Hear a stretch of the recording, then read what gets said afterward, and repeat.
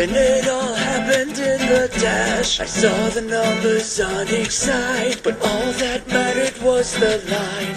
When you left, so many came to see the stone they had engraved. It all happened way too fast. It all happened in the dash, and everything will come and go. We will never really know just how much falls in between.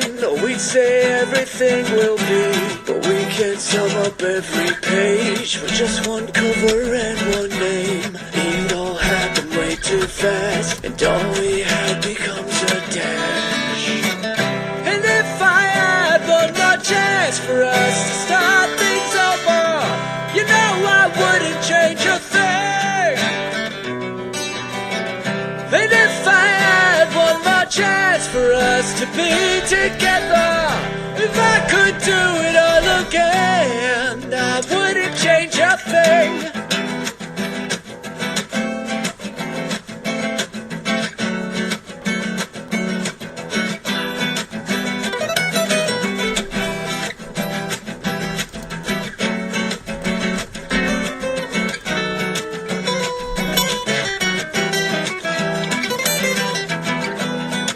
Everything will come to be another distant memory, something alone to make you laugh, a one for your own epitaph. And in the end, what will they say about your spirit and your name? It all happened way too fast, and all we are becomes a dash.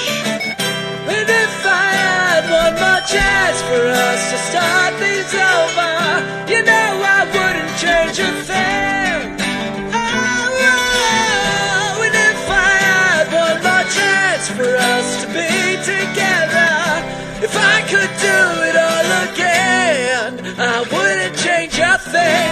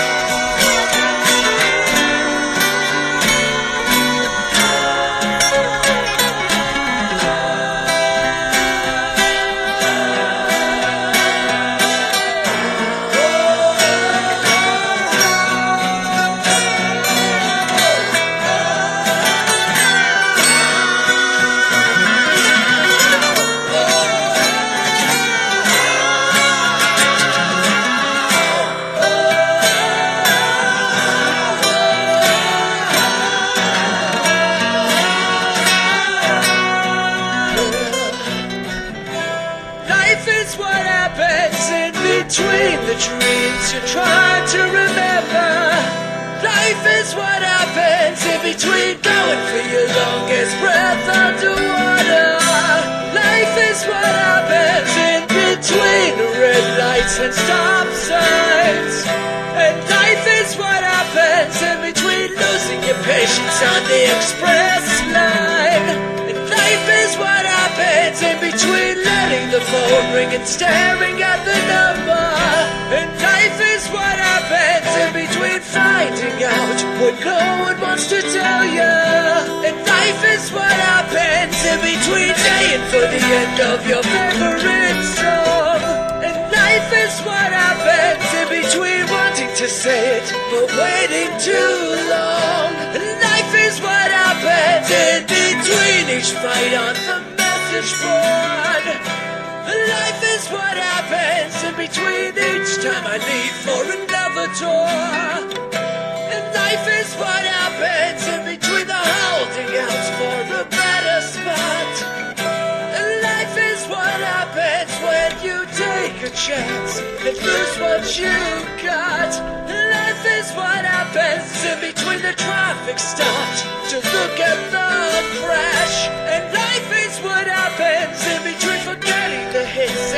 starting from scratch. Life is what happens between agreeing that the year went by so fast. Yeah.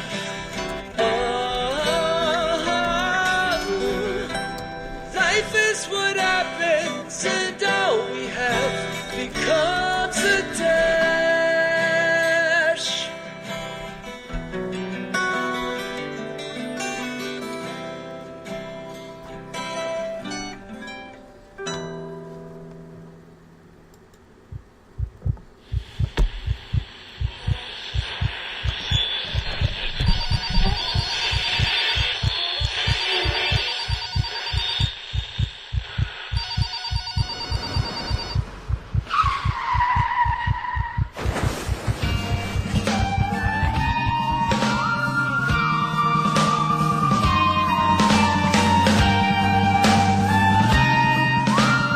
Let your experience begin right now.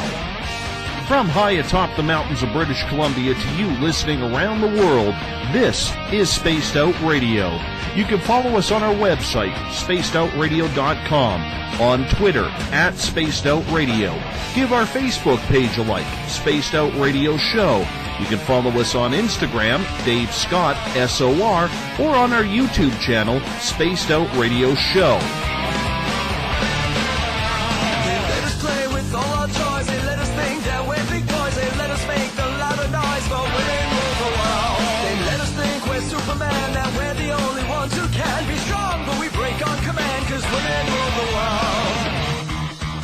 Buckle up, space travelers. It's time to go for a ride as we are live on Spaced Out Radio.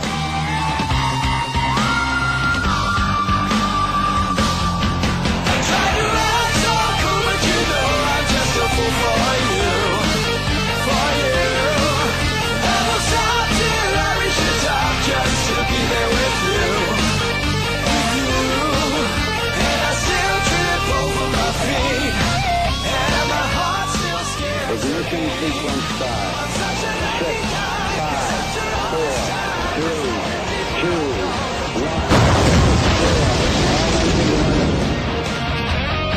Said the deeper I go, the deeper I fall.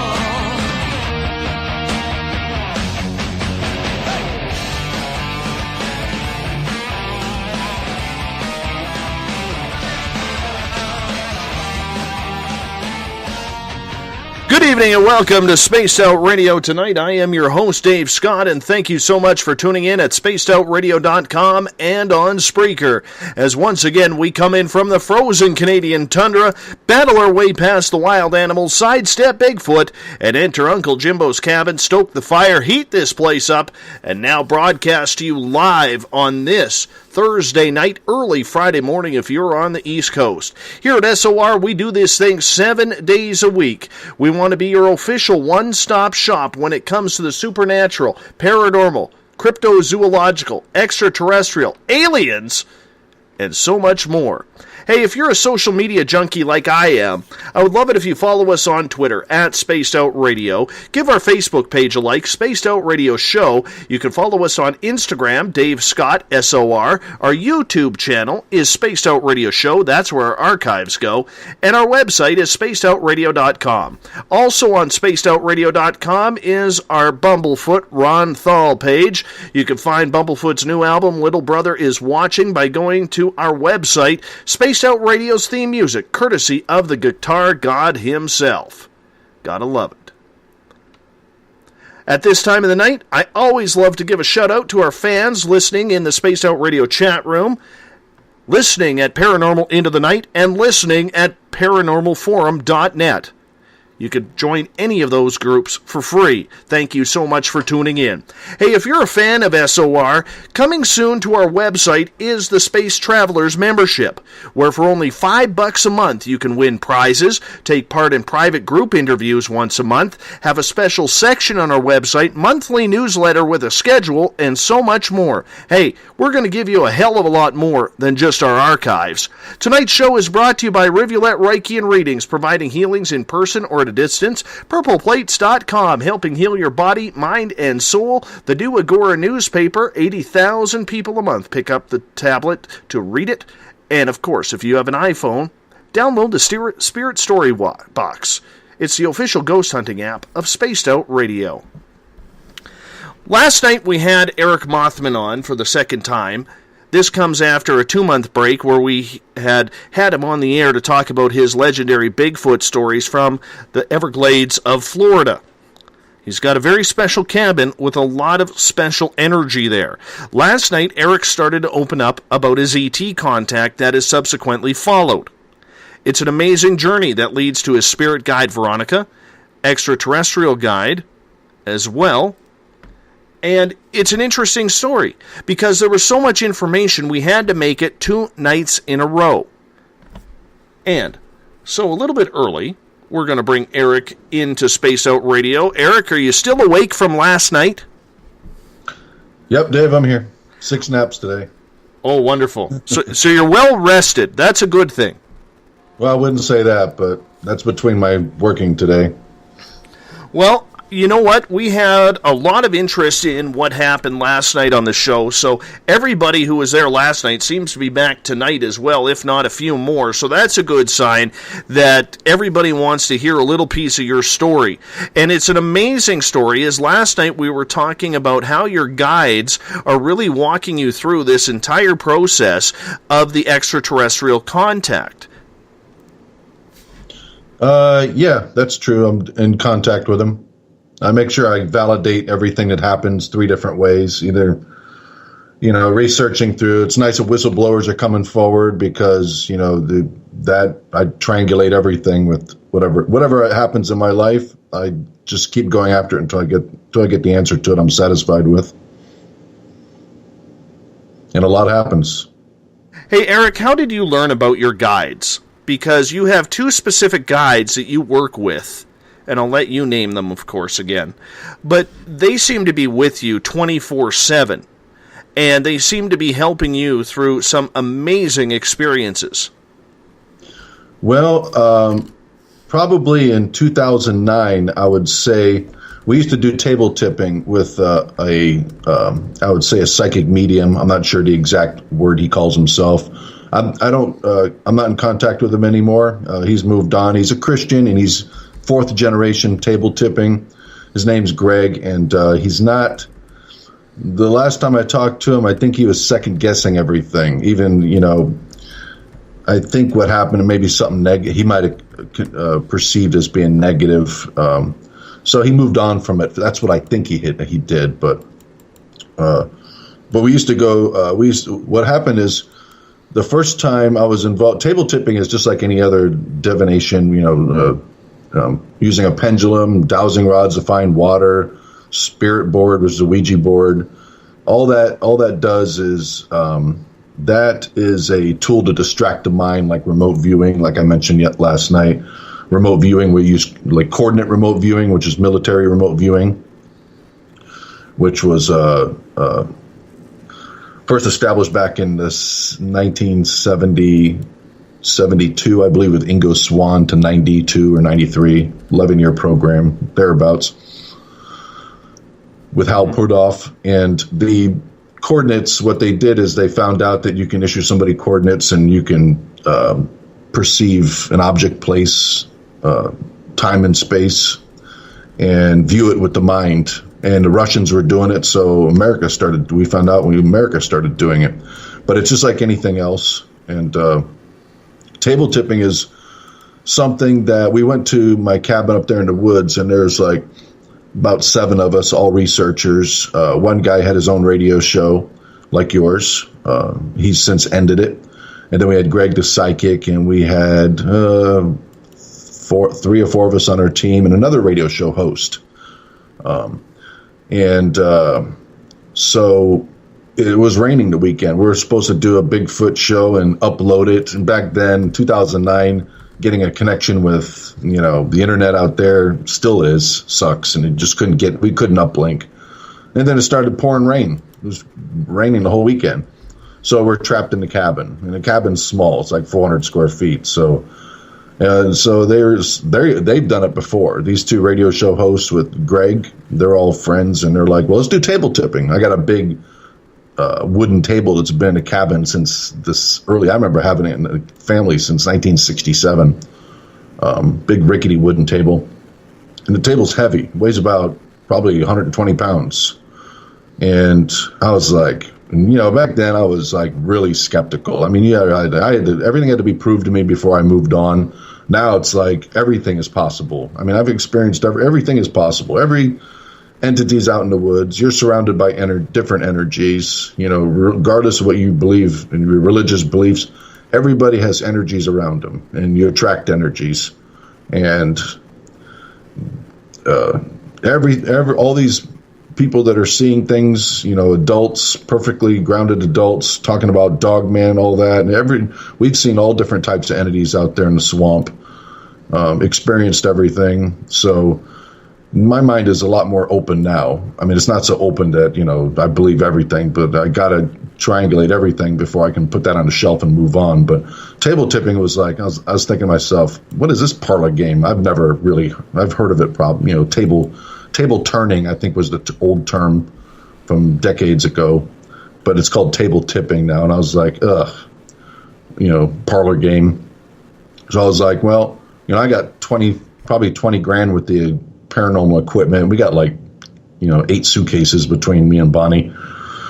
So I set up a bunch of infrared cameras in the cabin, with lighting under the table. I was thinking, these guys are just going to move the table with their legs and all that.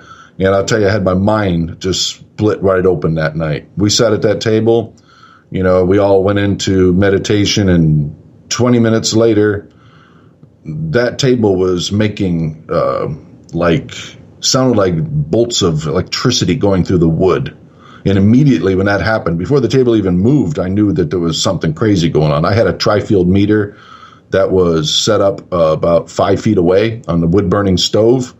And I was hearing that thing registering the energy. You can't really hear it. I got the video on my YouTube channel, Box of Monsters, which is all one word. The video's uploaded there. I've had probably 4 or 5 videos on there. I lost a few of them, but there's probably 2 or 3 table tipping videos on there. But you'll see the original cabin videos in there. And I'm listening to this, electricity going through that table. I've sat at that. I remember eating Kentucky Fried Chicken back in 1969 at that table. When we used to live, when we used to own a hotel. That table's been in our family for a long time. And I'm like, what the hell is going on here? And, immediately I knew there was something to it. And I asked, you could see in the video there, I asked the spirits to lift the table up, and jokingly I said, lift the table up on 2 legs and then drop it on Mike's foot, jokingly. And Mike was a radio show host, and I actually had been on his show before too. That was my first show I was on for an hour. And the table lifted up, and knowing what I know about paranormal, I'm thinking if these are negative, I'm always wondering, what are we dealing with? Negative entities, positive entities? I've been investigating 25 years in paranormal. I never run into anything negative. Yeah, I run into beings that are not positive, but nothing ever been harmed, never been scratched like you see on TV. Nothing's ever been thrown at us, to harm anybody. But the table picked up. I mean, it really picked up. It went up on, sideways almost, and then it just lowered down, and you could hear. I mean, it felt like there was a 200, 300-pound guy under the table lifting up with his back. And we all had our fingertips on top of the table. Some of us had, hands, but, Greg kept his hands on the table because he's putting the energy into the table. But, I could see that the cabin was light enough where I could see everything. And that table was definitely being affected by spirit energy in a major way. So I believe that, Greg says his spirit contacting the other side is called I don't know if it's a he or she, but it's sunshine. That's who he calls it. But the energy that I felt where I had communicated with the Orions, the ETs that are involved in my life, my family line, I definitely felt the same energy. So I know they came through that night. But we had a lot of, you can ask questions, all the questions you want, you can get yes and no at the table. And then Greg gives his psychic perception, which he throws into the mix, which I was skeptical of that too. Any psychic that I meet, I always got to have them, I always throw something out there where I got to get some proof that that they're psychic. And Greg has definitely proved himself many times. I've validated different ways the things he said, he's found vortexes on the property where crazy stuff has happened, he identifies them right away and talks about why it's a vortex. Vortex is a loose word. I mean, it's the word he used, but it could be just a place where, a lot of energy took place, a long time ago. Like, I noticed something in nature, of something, if a lot of energy took place in an area, you would see, like I was flying my drone over Green Swamp, and I was looking down with the camera at the woods, and I noticed something on the satellite maps where, nothing could have happened there, just in the middle of the swamp, and it's just all nothing's growing right in that spot. So,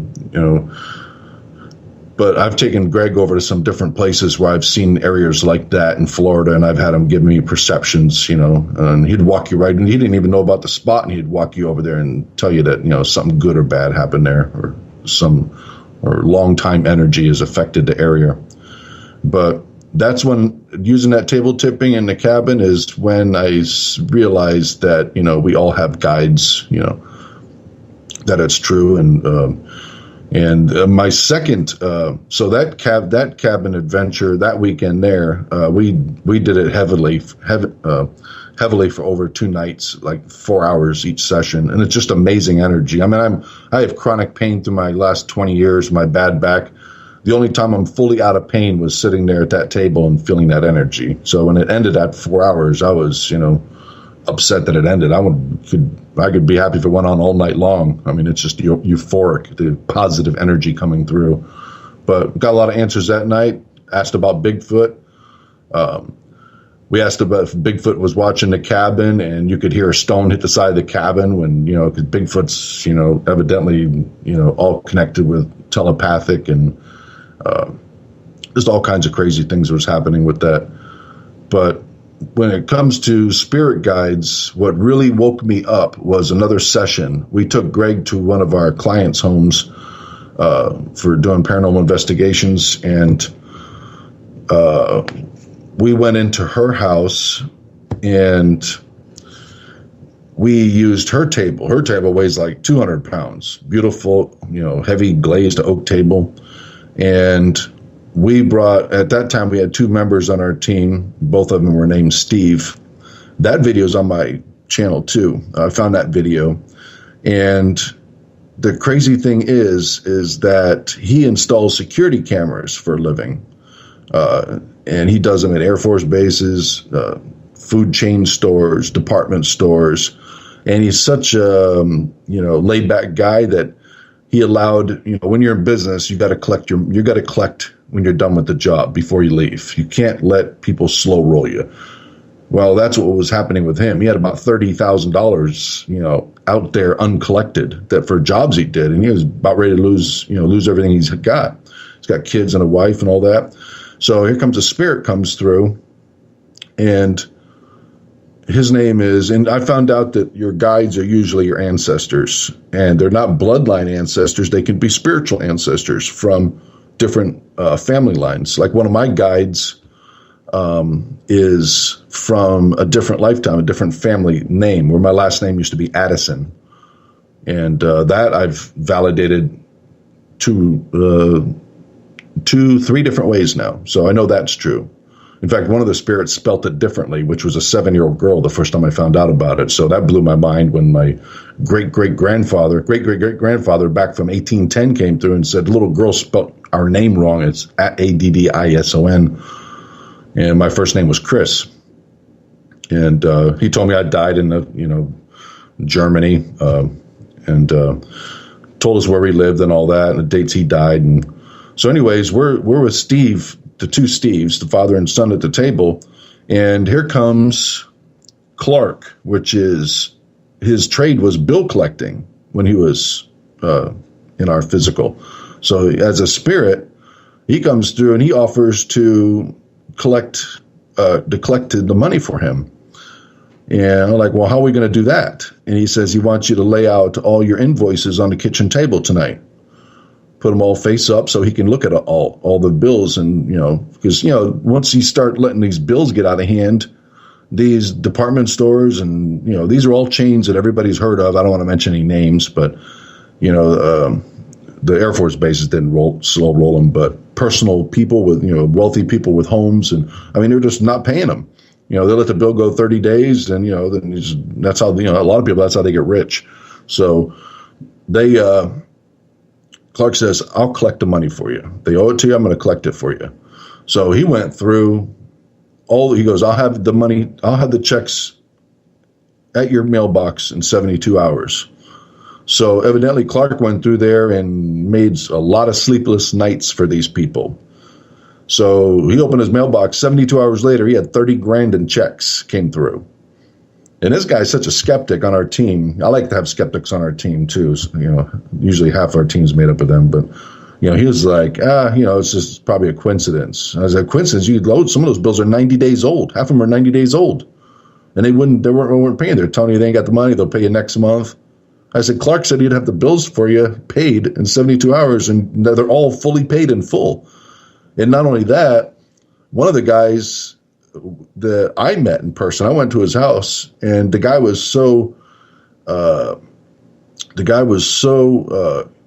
I asked him, I said, what happened? I said, he goes, what made you, call me? He said, well, I felt so bad. I was restless sleep all night. I couldn't sleep. I said, just all of a sudden, I just felt like I had to pay this guy. I felt like I was, robbing the guy of his money and his kids weren't eating. And the guy stroked him his check for all the $7 grand or something. And then he felt so guilty. He said, do you have any other contractors for friends that do work?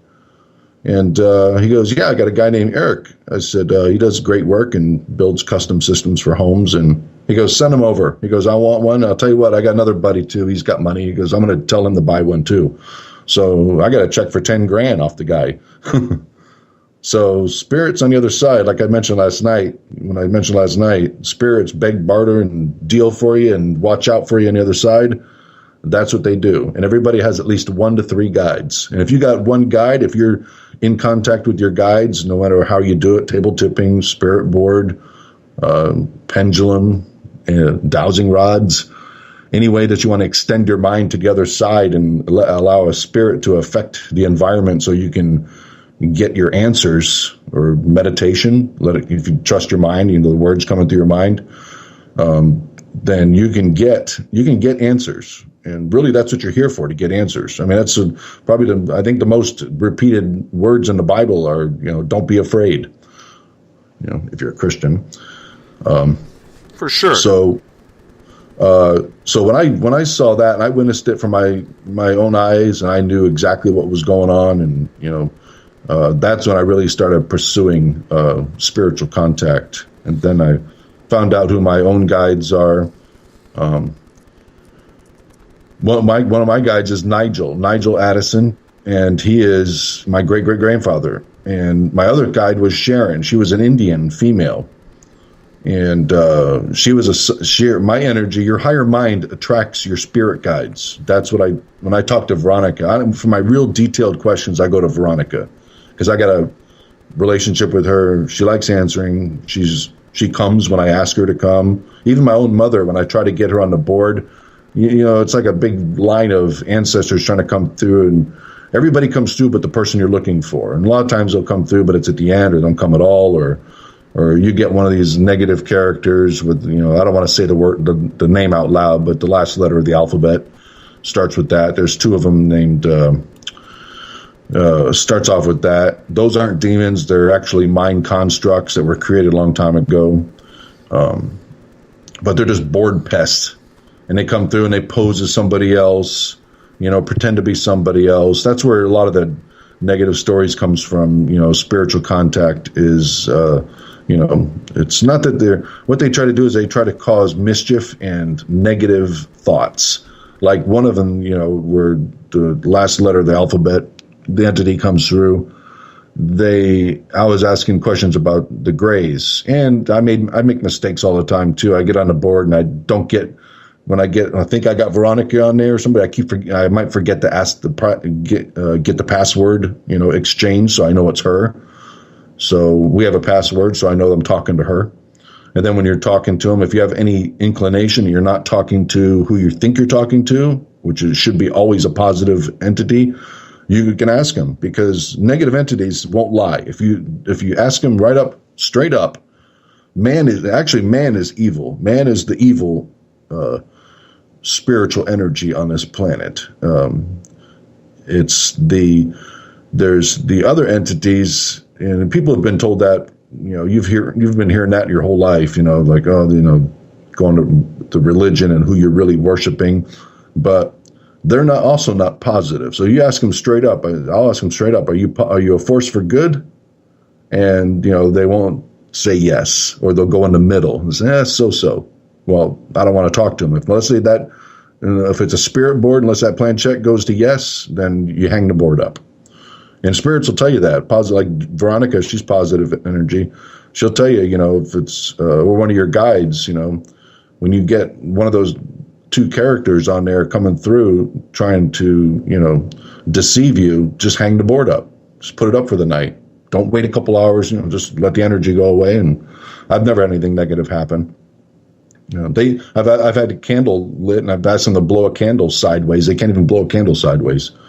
But what they do is, because the human mind is the co-creator, they will give negative information. Like I asked them, a long time ago, I asked, are the Greys positive? No, Greys are negative. And I think I'm talking to somebody positive, And then I'm like, well, what's going on? And then it'll say war, W-A-R. I'm like, war? I said, I thought the Greys are good. And they'll say, no. I said, well, when's the war coming? 2019. And so then I'll get Veronica on there later, and I was like, she goes, no, that's absolutely false information. The Greys are good. There's no war coming. In fact, that entity, which is a construct, they don't have any information of the past, or they can't manifest anywhere they want to get information. They don't have access to the Akashic records, which is a generic term for all universal conscious energy that's all information that's stored, that's accessible. And a lot of spirits, human spirits, every spirit in the universe has a vibrational energy, and the more times you incarnate, that's one of the reasons why you're here. The more times you incarnate, the more, the higher the vibration goes. There's certain things you just can't learn on the other side. You have to incarnate, come through a womb, into the physical, learn about life, learn about the universe that way, through the physical. And that's one of the reasons why you're here. So that's how, and my current guide is Nigel, which is, and I only have one guide. I asked Nigel, I said, why? I said, you're my great-grandfather. I said, why do I only have one guide right now? I said, what does that mean? And he's told me clear sailing, which, spells it right out. I said, okay, so nothing negative is going to happen for a long time? He said, no, nothing's negative. And nothing's negative. That was that was like 9 months ago, 10 months ago. Awesome. Erica. So, he also told me, he goes, stop texting. I said, stop texting? I said, why would I stop? He goes, stop texting while you're driving. I mean, I don't text when I drive a lot, but everybody gets, when there's no traffic out, somebody texts, you do a quick one. But yeah, he says, you need to stop texting. I said, why? He said, well, you're going to have an accident. And Bonnie was freaking out. She's sitting next to me. She goes, I told you about that. And I said, well, everybody texts. He goes, it's dangerous. Don't do it. And so, Eric, I'm going to hop out for a quick break here as we are at the bottom of the hour, very quick here. So I'm going to throw you on hold. We're going to get more to your questions. Eric, we got a ton of them from our audience for you tonight, so be prepared because the questions are going to come flying. You're listening to Space Out Radio. I am your host, Dave Scott. We'll be back after this break. Would you like to become one of our space travelers? All you have to do is click on the Space Travelers icon at spacedoutradio.com. For only $5 a month, you can get access to some great prizes, as well as private monthly shows, newsletters, and a members-only section on our website. Become a space traveler today. Hi there. This is your medium, Joanna, from Spaced Out Weekend, 2 Mediums and a Large. I would love it if you would come and join us with host James Tyson every other Sunday on Spaced Out Weekend. Together, we will take your calls and your questions live. Our goal is to provide you with a positive outlook on deep questions that you may have. Questions regarding love, relationships, money, or whatever else is on your mind. Come and check us out at spacedoutradio.com. Every Saturday and Sunday night, as Dave Scott wanders aimlessly in the wilderness, you can come hang out with me, James Tyson, in Spaced Out Weekend. Starting at 9 p.m. Pacific, midnight Eastern, I'll take you along as we talk with some of the best experts in their fields. SpacedOutRadio.com is the place to find us. So sit down, relax, put your feet up. Enjoy the topics like the paranormal, supernatural, intuitiveness, and so much more. Hope to see you there.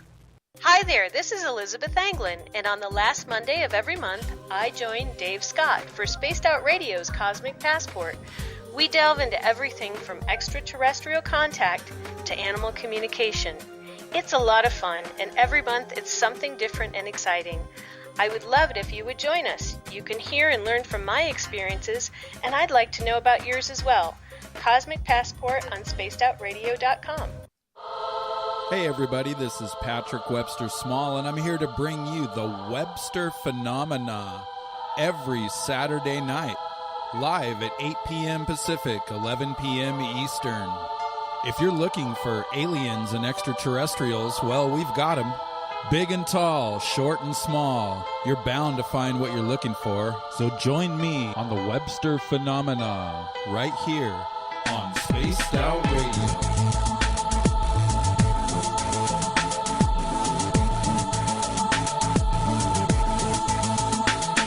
Visit purpleplates.com today. For over 40 years, the Purple Energy Plates have been delivering amazing results for their many customers. Inspired by the great genius Nikola Tesla, the harmony, healing, and energetic effects of the plates have proven over and over to be beneficial and often miraculous to thousands of customers. With their money-back guarantee and the many benefits, how can you afford not to get one? Check their site for daily specials and choose from their many energy products. You won't be sorry. Visit them today at purpleplates.com for mind, body, and spirit, and expect a miracle. Have you ever wondered about those weird and strange creatures people have reported throughout history? Do you wonder if those stories are real? Me too, and that's why I started Cryptopia.us. Hey, this is Rob Morphy, crypto historian. Join me once a month on Spaced Out Radio with Dave Scott, where we will get into the odd and bizarre reports, from the Dover demon to hairy hominids and everything in between. I will break down what people like you and me are seeing at spacedoutradio.com. Would you like to advertise on Spaced Out Radio? Getting your message out to Spaced Out Radio's listeners will benefit you. Our listeners are loyal, intelligent, and supportive, and they support those who support this broadcast. For pricing and information, you could go to spacedoutradio.com to find the pricing guide that suits your needs, with many options to choose from. Advertise with Spaced Out Radio today by contacting us at info@spacedoutradio.com.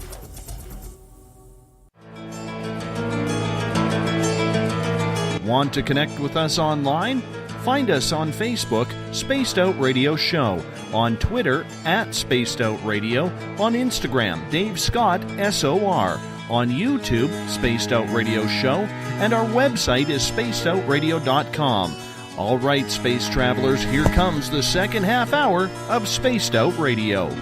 Welcome back to the second half hour of Spaced Out Radio tonight. I am your host, Dave Scott. Thank you so much for being with us. Tomorrow night on the show, it's the first of the month, April Fools. But this is no fool. We got our Keith Andrews on for his monthly ET talk with us. Our Keith Andrews tomorrow night. Hey, if you want to follow us on Twitter, you can do so at Spaced Out Radio. Give our Facebook page a like, Spaced Out Radio Show. You can also ask to join our private Spaced Out Radio group, as well as Podcast Central. On Instagram, I can be followed at Dave Scott SOR. And, of course, our website is spacedoutradio.com. We bring in Eric Mothman now for part 2 of our 2-night series with him in regards to his extraterrestrial contact. Eric, thank you so much for being with us, my friend. How are you? Thanks, Dave. I'm fine. Awesome. I'm really glad about that. We got a ton of questions for you tonight. This one will start off with, well, let me find it here. Claudia from Paranormal Into the Night. Eric, have you ever remote viewed your spirits? Have you seen them, or are they consciousness only? I've been into remote viewing since the internet got popular, like back in '94. It's been out a lot longer than that, but that's when I got my first computer, which was a Packard Bell for $1,289. So I got that's when I got on the internet, and I discovered remote viewing right away, and I've been interested in it ever since. And I've remote viewed probably. I would like to teach remote viewing to youth, because I think it's a great thing to get caught up in. And I've talked to Courtney Brown extensively, the PhD for Farsight University. Farsight Institute, rather. And they got a great website, by the way. And the videos, some of the videos they're premium. You have to pay for them. They're like $24. They're worth it. You sit there for 4 hours, and it's just mind blowing. They did one on the 9/11 and other topics. I remote viewed. I've not heard anybody say anything about the experience I've had except for one, but excuse me, when I remote view, I always have strange things happen, and so I kind of shy away from it. I mean, really strange things. One of them, my most powerful remote viewing session was I went to the moon to view the moon. I was interested in artificial structures on the moon. So remote viewing, you can do it by yourself without a mentor, without coordinates being issued to you. The way the universe works is basically like a Google search. And you can actually just envision in your mind, take me to the moon, take me to the moon's surface. And then when you go through a meditation, there's different protocols for different meditations. I forget what they call, but Buddhist monks have them, and there's different names for them. You can find those terms with Courtney Brown and his videos on YouTube and his website. They evade me right now, but there's just certain things, like rubbing your arms and, certain breathing. Breathing is very important in spirituality. It's been talked about all through Mesopotamian Sumerians, and you'll see different references to it, the breath. So I put myself on the moon. That was the most powerful remote viewing experience. I mean, I actually put my feet down on the moon's surface. I watched the dust kick up. I saw the correct hue of the moon. It was just unbelievable. So I didn't get to, when I put my search in there to go, and, in your mind, you just press go. And there's some people that can remote view like that. And I said, no, take me to the nearest artificial structure. The next thing I found was I was standing right in front of a wall that was 30 feet tall. It was gray, and it was seamless, and I could sense that it was about 3 feet thick. And I said, okay, move me through the wall to the nearest room. And I went in there, and the next thing I saw, you got to do this with a clear mind. You can't be creating anything in your mind. There's certain protocols you can go through to clear your mind. And so I'm standing in there, and I see a doorway to my left, and I see these little pedestals right next to the door. They're just got a chrome lid on them. They're black, about 2 feet off the floor, and there's another doorway to my right, and they're just open doorways, and it's dark in those rooms. I looked up, and there's a screen in front of me. And this was about probably 6 years ago. And I'm looking at, and this is back when this is back when, LCD screens were not real popular. So not really fresh in my mind. And I'm looking at a flat panel screen that's oval, not square, not round. It's an oval shape, probably like 45 inches. And there's a big black chair behind a desk, And this black chair had these big black wingtips on them. Big, it was a big chair, and there was a bald head sitting at the chair, facing the screen, facing away from me. And the bald head, I could see veins on the head. I mean, it was not a human head, like ripple veins under the skin. I look at the screen, and it's all white, snowy looking, and he's looking at two climbers on a mountain that are obviously mountain climbers. And this is all happening within like 4 or 5 seconds. And he sensed my presence, where supposedly some entities can do that if you remote view them. If you read the book Penetrations by Ingo Swann, I paid $450 for that book, used, like 12 years ago. Now you can get it on the internet and download it for free. That book will blow your mind. If you've never read that book is so important. When you get off the show tonight, download it and read it tonight. You'll be up all night reading it. Eric, I have a couple of questions from Jay Adams in Paranormal Forum. Could you tell us a quick story of something that was surprising and funny that happened with Veronica that caught you off guard? Just some of the things she says, like when you keep asking her about, because you're so brainwashed with reptilians and different things that in government conspiracies, and you get into that, and you find yourself asking her multiple times, like I mentioned last night. When you have to ask her something 3 times and she gives the same answer, then she gets irritated, and then she'll make fun of you. So, I mean, the times like that rings through my head, every day I think about that. But, like, she'll say, like, something like, watching too many movies again, with a question mark. I think that's kind of funny, humor coming from the other side. Just things like that she'll say, And Jay Adams also has a follow-up question. In regards to remote viewing, what is your opinion about Ed Dame's info? Because it is so doom and gloom. It is so negative. Do you see it that way at all?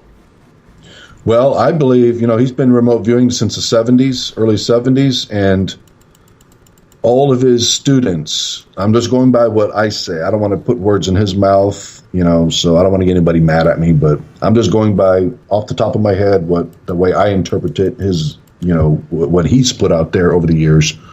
But if I recall, I remember him saying that every time when he was working for, I believe, the Army and a remote viewing unit, maybe it was Stargate, I'm not sure, you have to look it up. But he was a trainer, and he would train. He likes training more than doing remote viewing. That's the way I understand it. And every time he gets a student, they would, and, Major Dames, he's always like, he's probably a lot like me. He'd like throw in alien stuff, when they're doing remote viewing targets for the military. He'd throw in just, for fun, something to his class. Say he's got 20 Army guys there. He'll throw in something about aliens and see what everybody comes up with. And everybody, when it's around this time, the 2013, around this time, anytime around this time right now, they always see doom and gloom, natural disasters. I think his deal is they all see the asteroids coming in and, causing with 300-foot tidal waves. The capital of the United States is under water, and they remote view it, and the pillars are all green, and that gloom stuff like that.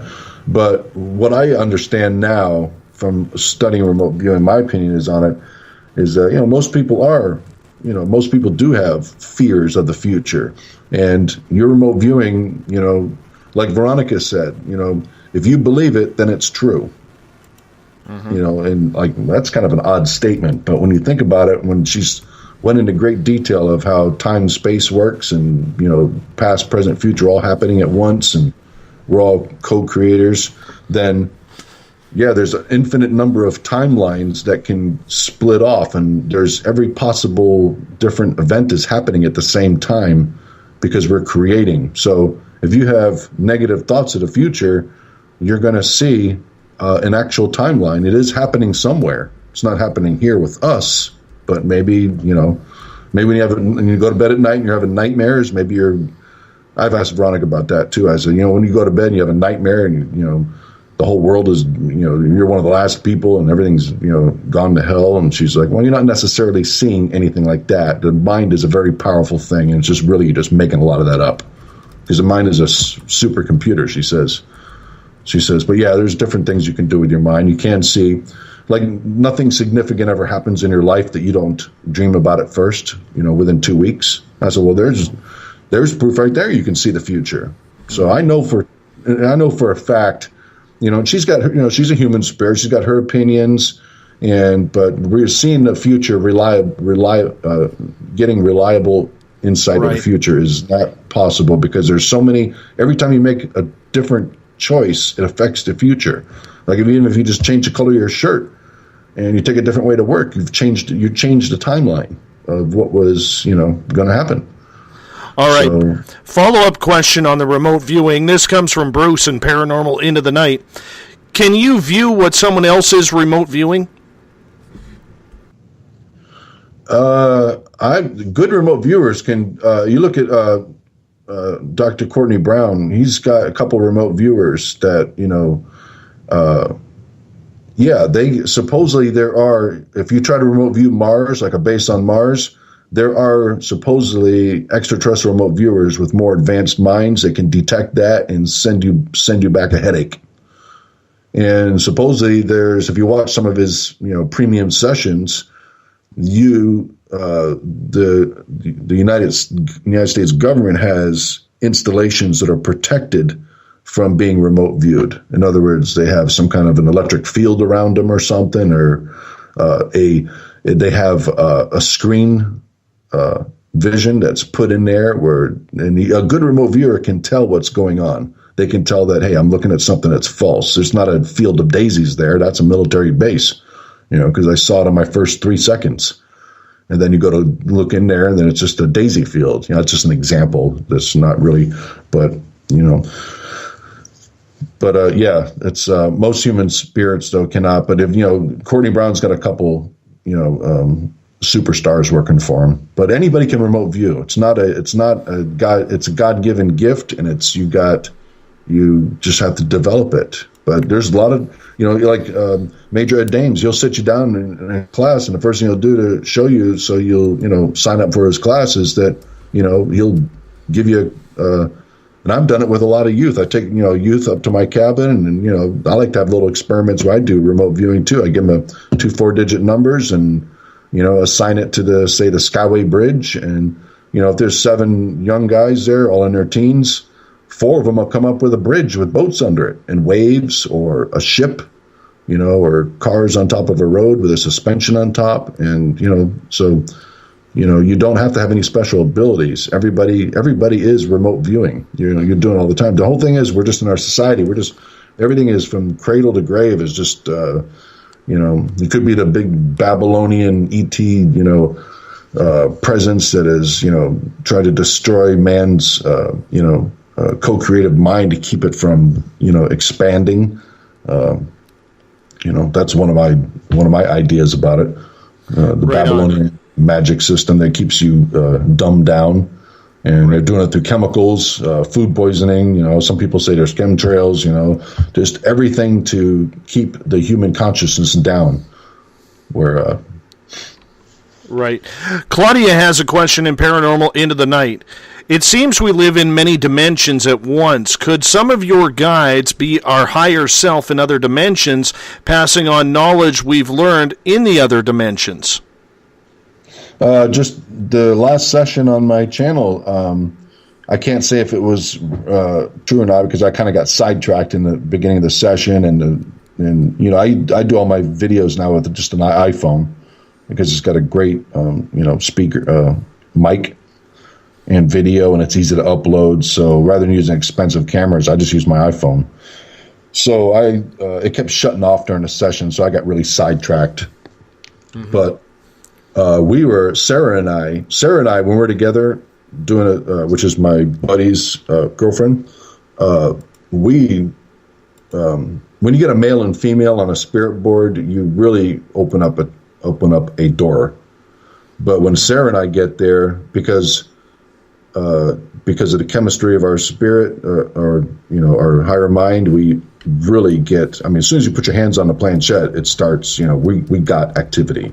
You don't sit there for 5 minutes, trying to warm up, buffering the planchette on purpose, trying to, pull in energy. They're waiting for us. When me and Sarah sit down, they're already lined up to talk to us. But supposedly we were talking to Vince's higher mind. He was laying on the couch, dozing off, and we were supposedly talking to Vince's higher mind. That's what we determined in the session, and it's on the session that way.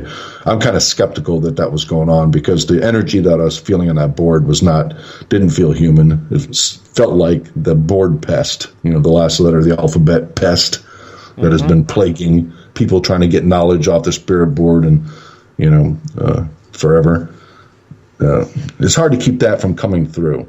Because here's the thing, when you start thinking about early in the day, I'm going to do a session tonight. You use that word Ouija in your mind, or you say it out loud to your wife or, your boyfriend.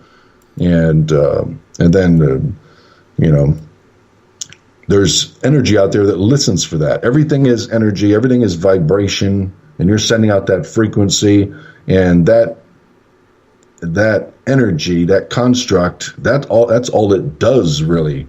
Is bebop around everywhere trying to, put in negative thoughts so your negative thoughts end up manifesting into your life. So the whole thing is about life is think positive, think happy thoughts. Don't think about reptilians. Don't think about, the negative things because like Veronica says, why? That's not your part of your life. That's not your energy system. Be glad you're not in that energy system. Because your energy system is positive. You're on a positive track. It's not part of your life. Ignore it. Don't bring that energy in there. Because if it's a spiritual energy, then when you talk about it, you think about it. Like a lot of people say, the cabal or the crime syndicate families that run this earth, they're always putting out negative stuff every day. And if they keep doing that, putting out negative signs and all these different horrible things on the news and making you believe there's terrorists out there trying to kill you, well, then you're going to get billions of people manifesting that. And that's what supposedly the archons, which what the Gnostics identified, I suspect, I calculate about 2,700 years ago, the archons of the Gnostics recognized, this certain spiritual energy that started taking over humans, and it's just, they feed off of negativity. So right. Keep everything positive, and you create that positive timeline for yourself. Eric, we got one more. We got time for one more question, as I get a little tongue-tied there. This comes from Lynn in Paranormal. Make that paranormalforum.net. Lynn would like to know, what are your thoughts and what have your guides told you on God? Nobody has seen God of all the sessions I've had talking to different spirits. And, I get strangers that come through all the time. I don't know who they are. They got messages. And a lot of times you get spirits come through, they can't spell. And there's a reason for that. You're just not getting any good information on there because supposedly, when you go on the other side that, your brain, when you look into your eyes, everything is upside down. Your brain is turning it around. And sometimes when you die, you can't, some spirits can't change that back. They can't remember who they were. And that's the reason why a lot of people don't have success on using divination to speak to spirits on a spirit board. But I've asked that question many, many, many times, who's God? Have you met with God? A lot of people who are, they sit with Jesus all day. I say, I'm in a dimension where I sit with Jesus all day and we talk. I'm in heaven. And but nobody is actually, have you seen God? G-O-D. Have you actually seen the God, the God energy spirit? No. Veronica hasn't seen him. Nobody's seen him. But, my opinion is the God energy is human consciousness. And I believe it reigns through the whole universe. The most popular platform is the bipedal human platform. And I think the original humans are a lot taller, 9 feet tall humans. I think we're just a pygmy off race off in the corner of the universe. But now the American Indians, if you talk to American Indian spirit, they will always say, oh, yeah, the Great Spirit. I think that's what they call them. Yeah, I've met the Great Spirit. But, it's hard to get the details. What do you mean by great spirit? Because then you have so much energy and so much things going on, and your mind is reeling like, holy damn. Even after all these years, I'm like, it's just mind blowing. You're just, because science says, intelligent energy can't exist outside the source. Well, that's wrong. If you don't believe in spirit boards, make yourself one, or just go to Toys R Us and buy one for $20.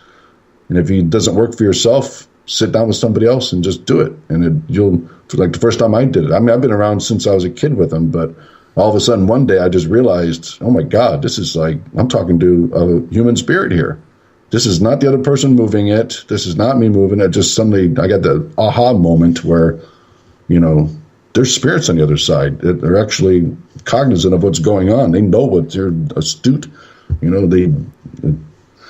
Life goes on, So. Oh, for sure. For sure. Absolutely. My friend, we are going to hop out of we're done 1 hour already. Hard to believe.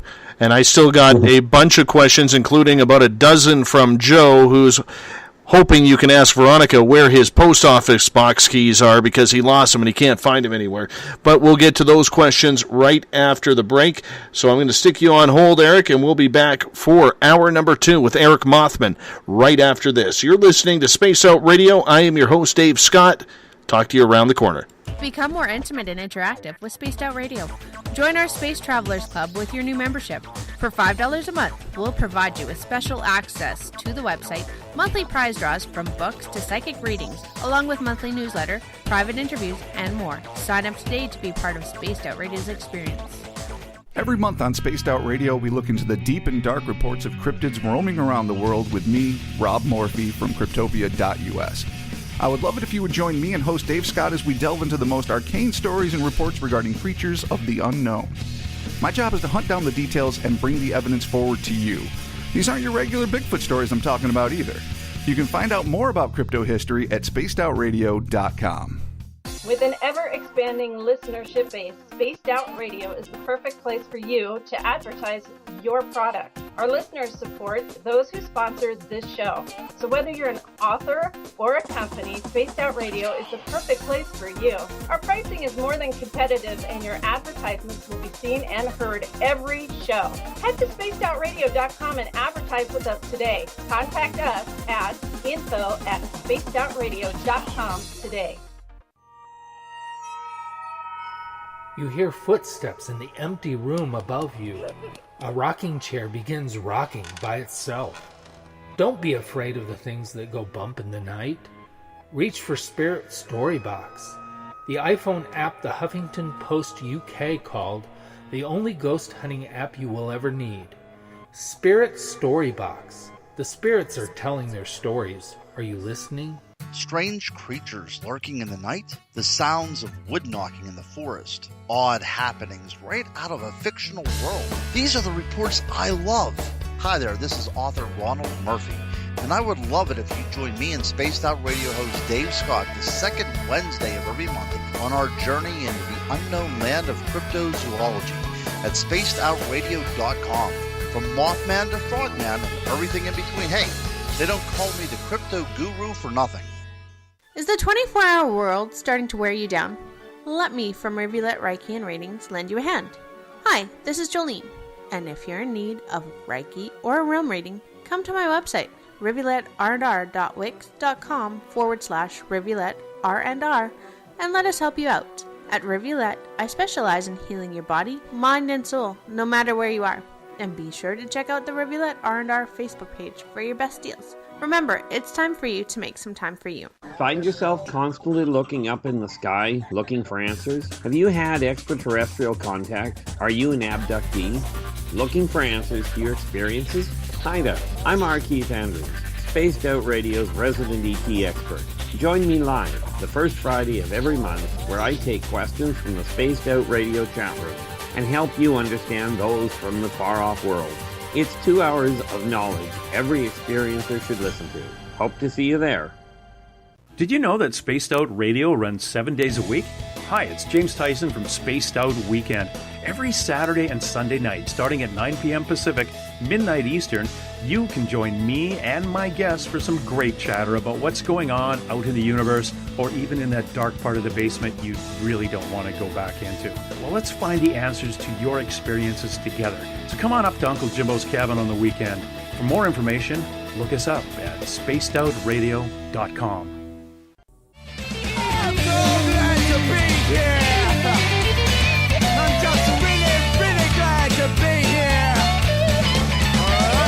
Would you like to connect with us on Spaced Out Radio? Head to spacedoutradio.com to check out the latest shows, guests, and sponsors. And don't forget to sign up for the Space Travelers Club. You'll find all you need at spacedoutradio.com. Welcome back for hour number 2 of Space Out Radio. Tonight, I am your host, Dave Scott. Tomorrow night, we step into the alien world once again. Our resident alien expert, R. Keith Andrews, will be with us. And we know that's a popular show around here, so I hope you all tune in. If you want to follow us on Twitter, you can do so at Spaced Out Radio. You can give our Facebook page a like, Spaced Out Radio Show. You can also ask to join our Spaced Out Radio group as well as Podcast Central. On Instagram, I can be followed at Dave Scott, SOR. Our YouTube channel, Spaced Out Radio Show. And of course, our website is spacedoutradio.com. We bring in Eric Mothman once again into Space Out Radio Land. My friend, thank you so much for being with us. Your stories are creating a lot of stir here in regards to your contact.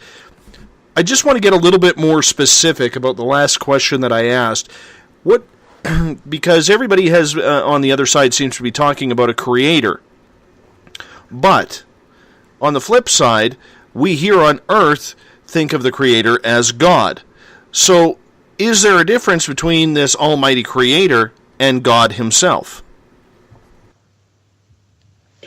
Are you asking me that? Yes. I think God works through synchronicities. I think when you see manifestations of synchronicities that are impossible happening through your life, like when I was going through a divorce in the 90s, there were positive synchronicities that were happening one after another that were coming in my favor, that are just impossible. And they have to happen to yourself. I mean, you can listen to me and you're like, yeah, right. But everybody, if you think back about certain events that have happened in your life, I think that's how God manifests. And really, when it all boils down to, it's your higher mind manifesting. And if you look at the Billy Myers material, the Palladian contact, I've researched that, or I'm totally sold on his contact story. The Palladians talk about, he asked the questions, a lot of the question lines are like mine about, how everything works. How are galaxies created and planetary systems? It's a old ancient human consciousness through trial and error moves through the universe and sets up physics and the reality and how things work. And that's how it triggers, and it begins that way. And it's just like when I talk to Veronica, she goes, I'm not perfect. She goes, I'm not God. She goes, I don't know the answers to everything, but like everything else, I'm learning. And I've learned a lot on the other side, and I continue to learn. You learn in physical. Everybody's learning. The raw consciousness has made mistakes. The raw consciousness, I think, is probably the highest density. That's what's really governing our spirituality on Earth, is the raw consciousness. They've walked among our people several times in the past. They're here again. And they're referred to, I believe, as the Blue Avians, which I verified that through Veronica. And they've made the mistake of walking among our people, where their teachings, their Hermetic teachings, have been turned into religions and cults.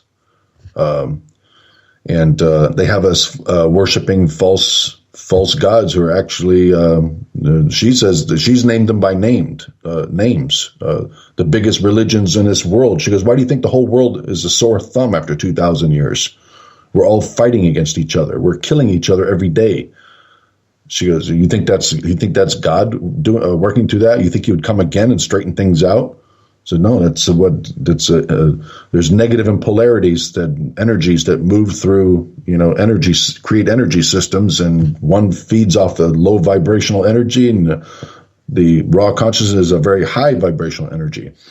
And if you read the raw material, that 5-volume set, you'll see that, Don and Carla and James, the 3 researchers, they're like me. I always get in there and ask questions about reptilians and, aliens and Bigfoot. And, you can slide those questions in there. You'll notice in those 5 volumes, they'll slide that question in there like every 3 chapters. They'll slide those questions in there, and Ra will warn you that you're breaking, you're lowering the vibrational narrow channeling beam by bringing that up, and you can break the channeling with that. And I notice the same thing with Veronica. She's a high vibrational spirit, and so is Gina. And I can feel it when I'm communicating that, it's all about spiritual advancement, not going backwards. I got a bunch of questions from Joe and Paranormal into the night, and I'm going to edit through them because I just, I'm going to try and get through them all. But Joe wants to know if you ever talked to Veronica and Gina and asked them how their day was or how they're feeling on the other side. Is it a personal connection like that? Yeah, I've asked. I haven't had a lot of contact with Gina. I've had 3 or 4 sessions with her, like 30 minutes each, and really the questions are really, related to myself and my experiences and why they're involved with me, and which has always puzzled me. So I've got all those answers, but I've asked for Gina to show up a few times. Gina's always actually with me. I asked her. I said, why?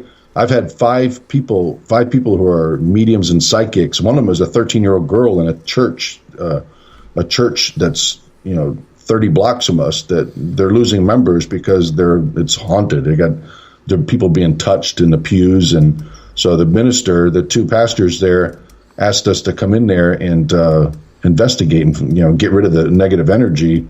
So we go there at night, and he's got his 13-year-old daughter there, and she's one of the 5 people over the last 15 years. She's the last one. I started getting on a conversation because she's interested in UFOs and aliens. And as soon as I start talking about UFOs, she's like, "Oh my God, there's a little gray creature behind you." She goes, "It's hiding behind you." And I've heard that before. The first time I heard it was this lady psychic. We went to a seminar, and she walked up to me and she goes, "Do you realize that there's a 3 foot tall gray behind you?" She goes, "It's hanging out with you." And I was like, "Oh God, this lady's crazy." So I got away from her as quick as I could. And then I got it from somebody, or her name's Sharon. And I was actually with Philip Corso Jr. We stayed at his house, which is, so I'm standing there and we're talking about his second book he's writing and papers that he has, that his father left him. And I was telling him about my alien, contact, and the second I started talking about it, and I'm right in the middle of the conversation, and Sharon, she's a really nice woman. She's a book author and everything, Sharon Grossman, and she's like, she goes, "Excuse me," "I have to interrupt you." She goes, "Do you know that there's a little gray alien standing behind you?" Walked right out from behind you and started listening intently as soon as you started talking about it.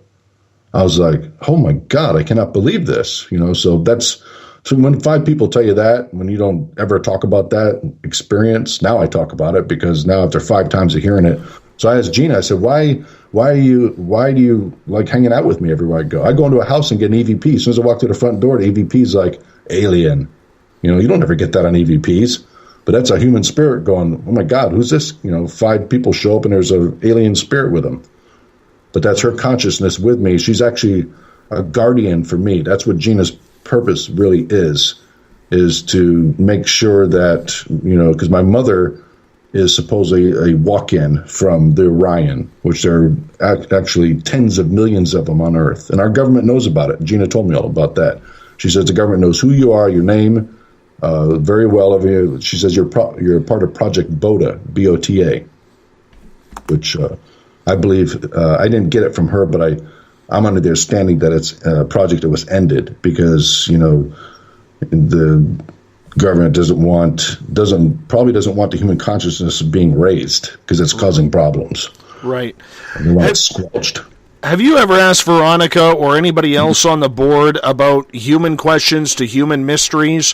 Whether it's Jack the Ripper, the Zodiac Killer, where did Amelia Earhart crash her plane, things like that? Yeah, I've touched on it. Mostly they were other people's people who write books, fantastic books. Like one of them, I do a lot of book reading. So when I get a book, like Penetrations or Escape to the Ninth Planet, I believe that's the name of it. Actually, the book of that was changed to Theobula. It's a weird name. It's a name that came from the extraterrestrials. Theobula Prophecies. The book that called Alien Interview. Another book author, Philip Croft, who wrote. Yes, I've read that. He wrote 3 books. Have you read all 3 of them? I've only read the first one of Philip Croft, and you know what? And I got to tell you about this since you bring up his name. He's the one where I found it the most parallel book to what I was going through with the journalist background, with the fact that he really didn't believe in anything after spending 32 years as the editor of the LA Times, and then all of a sudden at 63 years old, he gets taken. And, he got taken by the Verdants, and that story is incredible. And anybody who wants to read up on that, I highly recommend Philip Croft. Yeah, one's called Contact Has Begun, then The Challenge of Contact, and then My Meetings with Paul. You've got to read the 2 other books he wrote. They're a trilogy. They are mind-blowing. So, those are books that, that have affected my life a lot because I'm like, nobody wants to be that guy, and Philip doesn't want to be that guy. But is he lying about not want to be that guy? Is he an editor for the Los Angeles Times for 30 years and blown his career? Is it all made up? So I asked Veronica about these people. I said, are these people lying? She goes, no, they're exactly who they say they are. It's true the way they've experienced it. And, all the books that I've mentioned there, I've asked about it. And then I asked about extraterrestrial, like Travis Walton. Yes. I asked him, I said, why was that a negative experience for him? She goes, that wasn't a negative experience. They knew that truck was coming down the road. They were waiting for him. They were there to heal him because it was evidently something that, I talked to Travis Walton about. I met him in person and stuff, and he's really, he's for somebody who's had that experience and all that, he's really just not jumping in with both feet trying to figure it out. And he's never returned my email about it when I found that information out. He didn't want to discuss it, but I found out the name of the race that took him. It's a human race working with another, like a gray race, and they are called. They sound like the race where the Nazi Germany was searching for. The Aryans. It's not that, but it's a word that makes you think of the avians. No, it's a word that makes you think of blonde-haired, blue-eyed people. Nordics. Not quite that. It's Aryan, something like that. It almost sounds like a name that's associated with racism or something. But I got it written down. I got everything written down in my. I got books of this stuff written down with notes. It's not categorized, though. I need to redo it all so I can look things up when I'm talking about it. Yes, but you have to. You have to. Because I have listeners already asking, do you have a book out? So you have to get a book out on all of this. Actually, no. I'm not a writer, and definitely not able to edit something I write. So I'd have to have somebody do all that. It's. I'm still looking for the answers, so I'm having something happen new all the time. So I'm always thinking back in my head, if I write something down, if I put something out, then I'm going to have the big answer all of a sudden, and then my book ain't going to be complete. So I just make video vlogs on YouTube, just trying to tell my story. And you notice on my playlist on my YouTube channel, James Rink came down. He runs a YouTube channel called Supreme 600, and he came down and we did a 3-hour documentary on my ET story. But years ago when we did that, I really did not have the answers. I was not in contact with Gina, so everything was a mystery about aliens back then. Now I got my answers to my own story. I got answers to other people's stories too. But as far as, Amelia Earhart and all that, that's really not, I'm still trying to find out. Getting spirit board time is precious. Trying to find people that will sit down with you, like Bonnie or people on our team. And, even though they're all researchers in the paranormal field, nobody shares the passion for, board work like I do. Right. I'll get on the board anytime with anybody. I'll wake up in the morning and do it if somebody wants to come over and do it. But everybody is like, they want to play with the recorders and, tri-field meters, all the gadgets. To me, all that stuff in suitcases now is collecting dust, because a spirit board takes the place of a $20 spirit board takes the place of any gadget. I don't care what comes out. I even asked Veronica, I said, what is on the shelf that we can build to do contact, with spirits? And she's like, you don't need any of that. My mother told me that. She goes, what are all these silly gadgets you use for talking to spirits? She goes, I'm here with you. She came to a hotel in South Florida on an investigation, and she came through down there, and she goes, what is all these silly instruments you use? Was it the Arcturians? Is that the name you're looking for? Nope, that's not it either. Okay. It's a word I've never heard of. And, it's Veronica gave me the name of the several. She gave me the name of 4 or 5 races that are involved. Even Corey Good with Cosmic Disclosure, he's not privy to the information of all of who is helping us right now to go into 6th density or the 6th dimension. In fact, the raw material says we're supposed to be moving into the 4th density or dimension right now. Corey Good, his information, he's privy to that it jumped to 5th. Gina told me that we are moving into the 6th dimension, and there's a galactic wave exit is already upon us right now. And that's the reason why, and it's affecting everybody who's spiritual, is making a quantum leap in spirituality. It's raising their consciousness up to another level that hasn't been seen on this planet. And It's being buffered. And the negative people are getting more negative.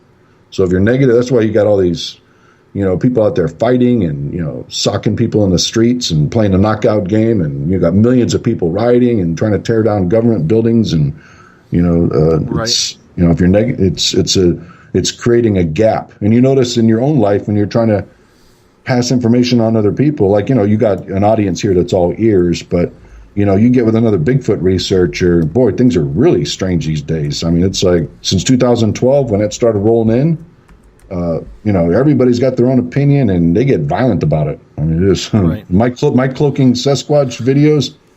That is like the most unpopular view on Bigfoot, but I know for a fact it's real. If I saw it with my own eyes and, I'm looking at it for 25 years, that's one thing. I would never have made the video.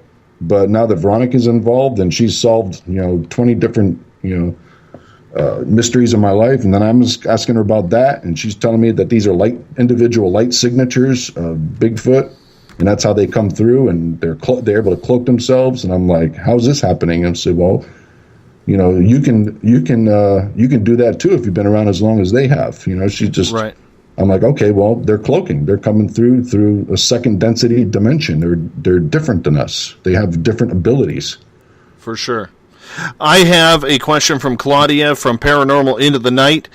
Getting back to the remote viewing, do you know or have you found out if the government can make a shield to prevent you from remote viewing their top secret info? Well,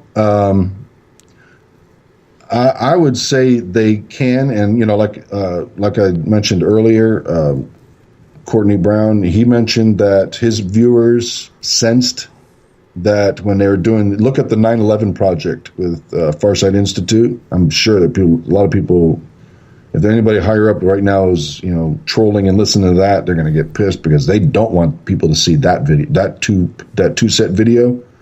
That costs you $24 to watch. That will change the way you see how this world is run, because that's 4 hours of intimate details about how 9/11 happened. And I wish that institute would make that free so everybody could see it. But I think that would really, you think things are bad now? That would really wake a lot of people up. But yeah, they sensed that where that whole day on 9/11 was run out of in a base out in Midwest, that there was technology there that was keeping them from actually seeing what was going on. So, humans have right now, not technology that a lot of people, discuss. Oh yeah, we're getting stuff. The military has they're 70 years ahead of us with their technology. We're getting stuff that's, old. It's not 70 years old. It's our technology now is millions of years that's being kept from us, millions of years ahead of what we have. These iPhones and stuff that we're being given, it's just stuff to pacify us.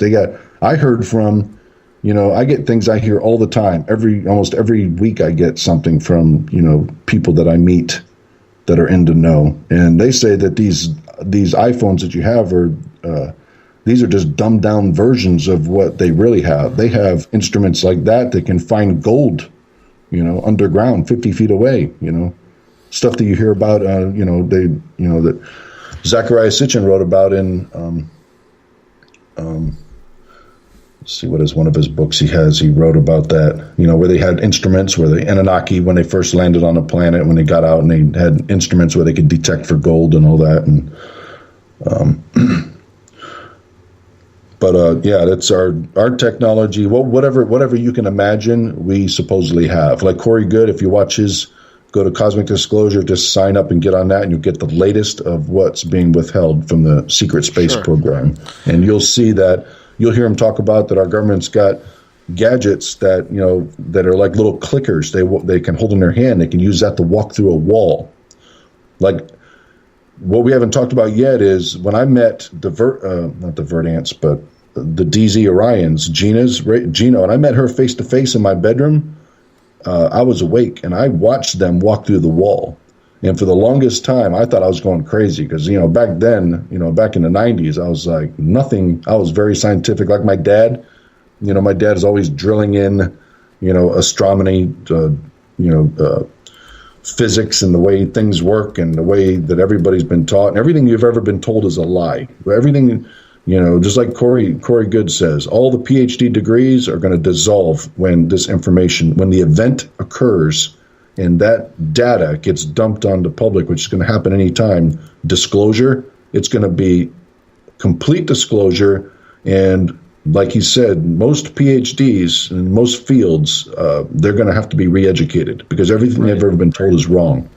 But I sat there and I was laying in my bed and I watched them walk right through my walls.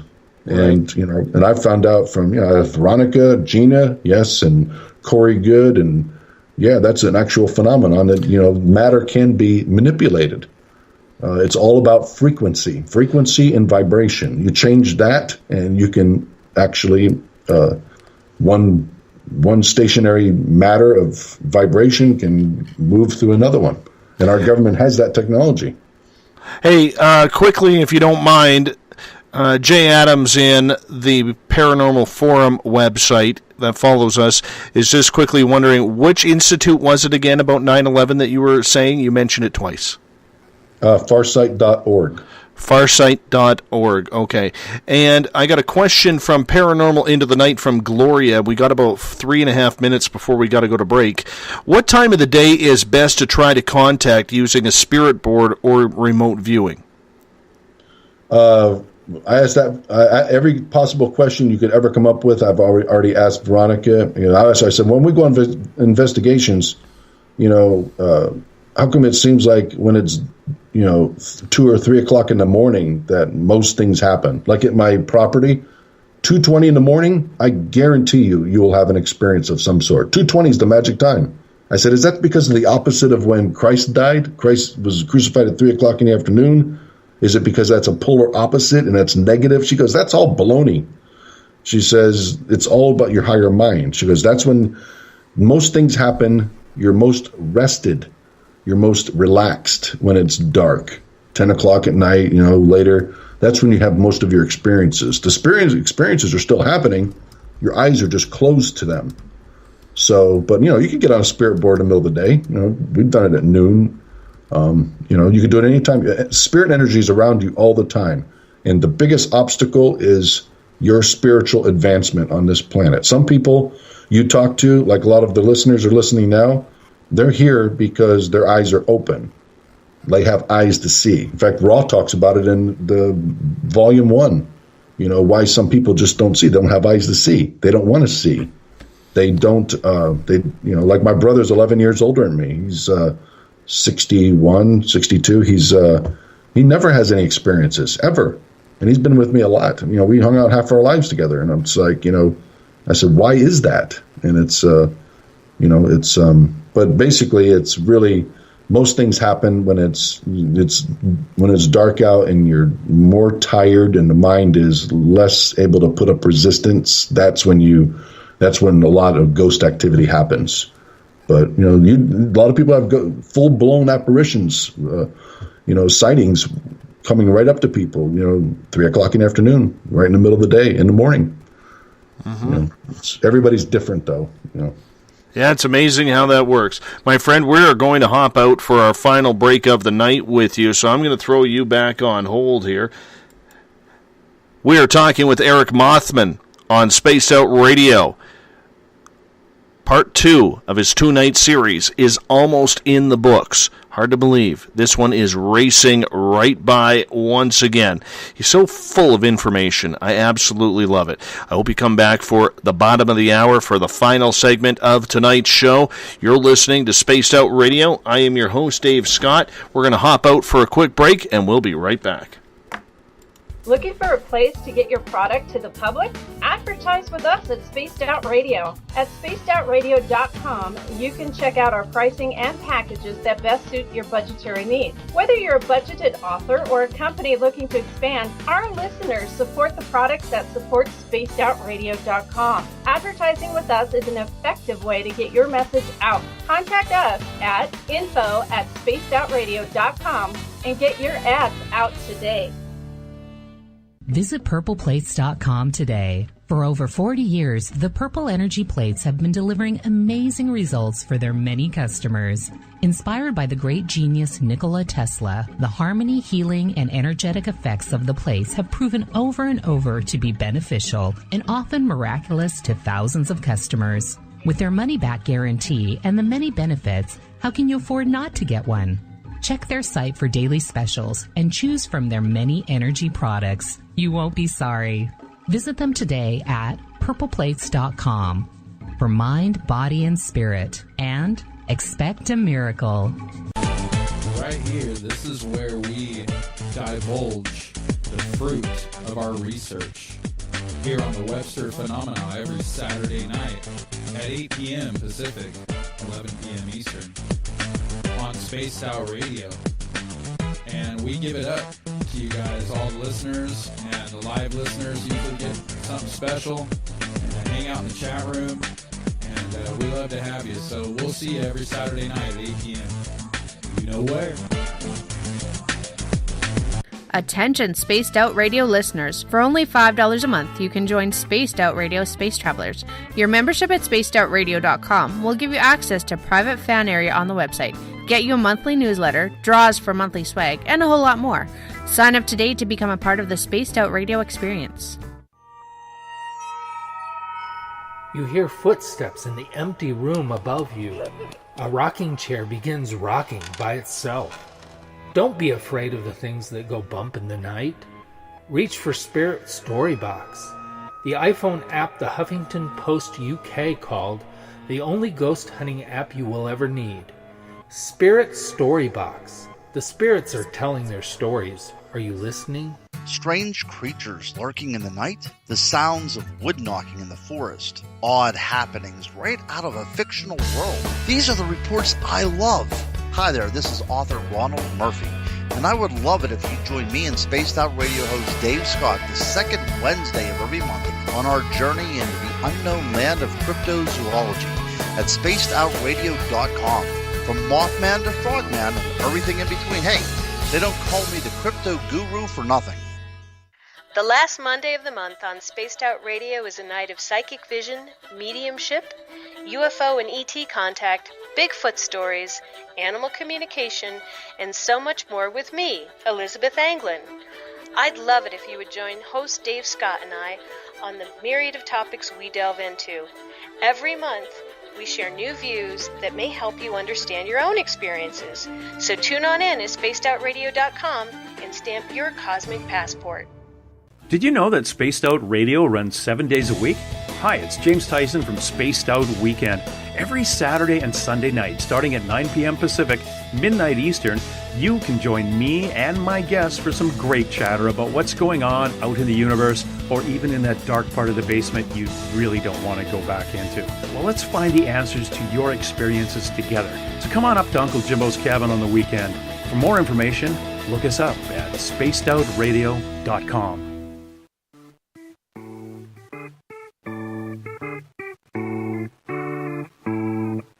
Missed most of tonight's show? Don't worry, you didn't miss a thing. You can head to our website, spacedoutradio.com, and download our archives for free. And don't forget to get your Space Travelers membership today. Now, back to tonight's show. Welcome back for the final half hour of Space Out Radio tonight. Great to have you with us. Bumblefoot on the music.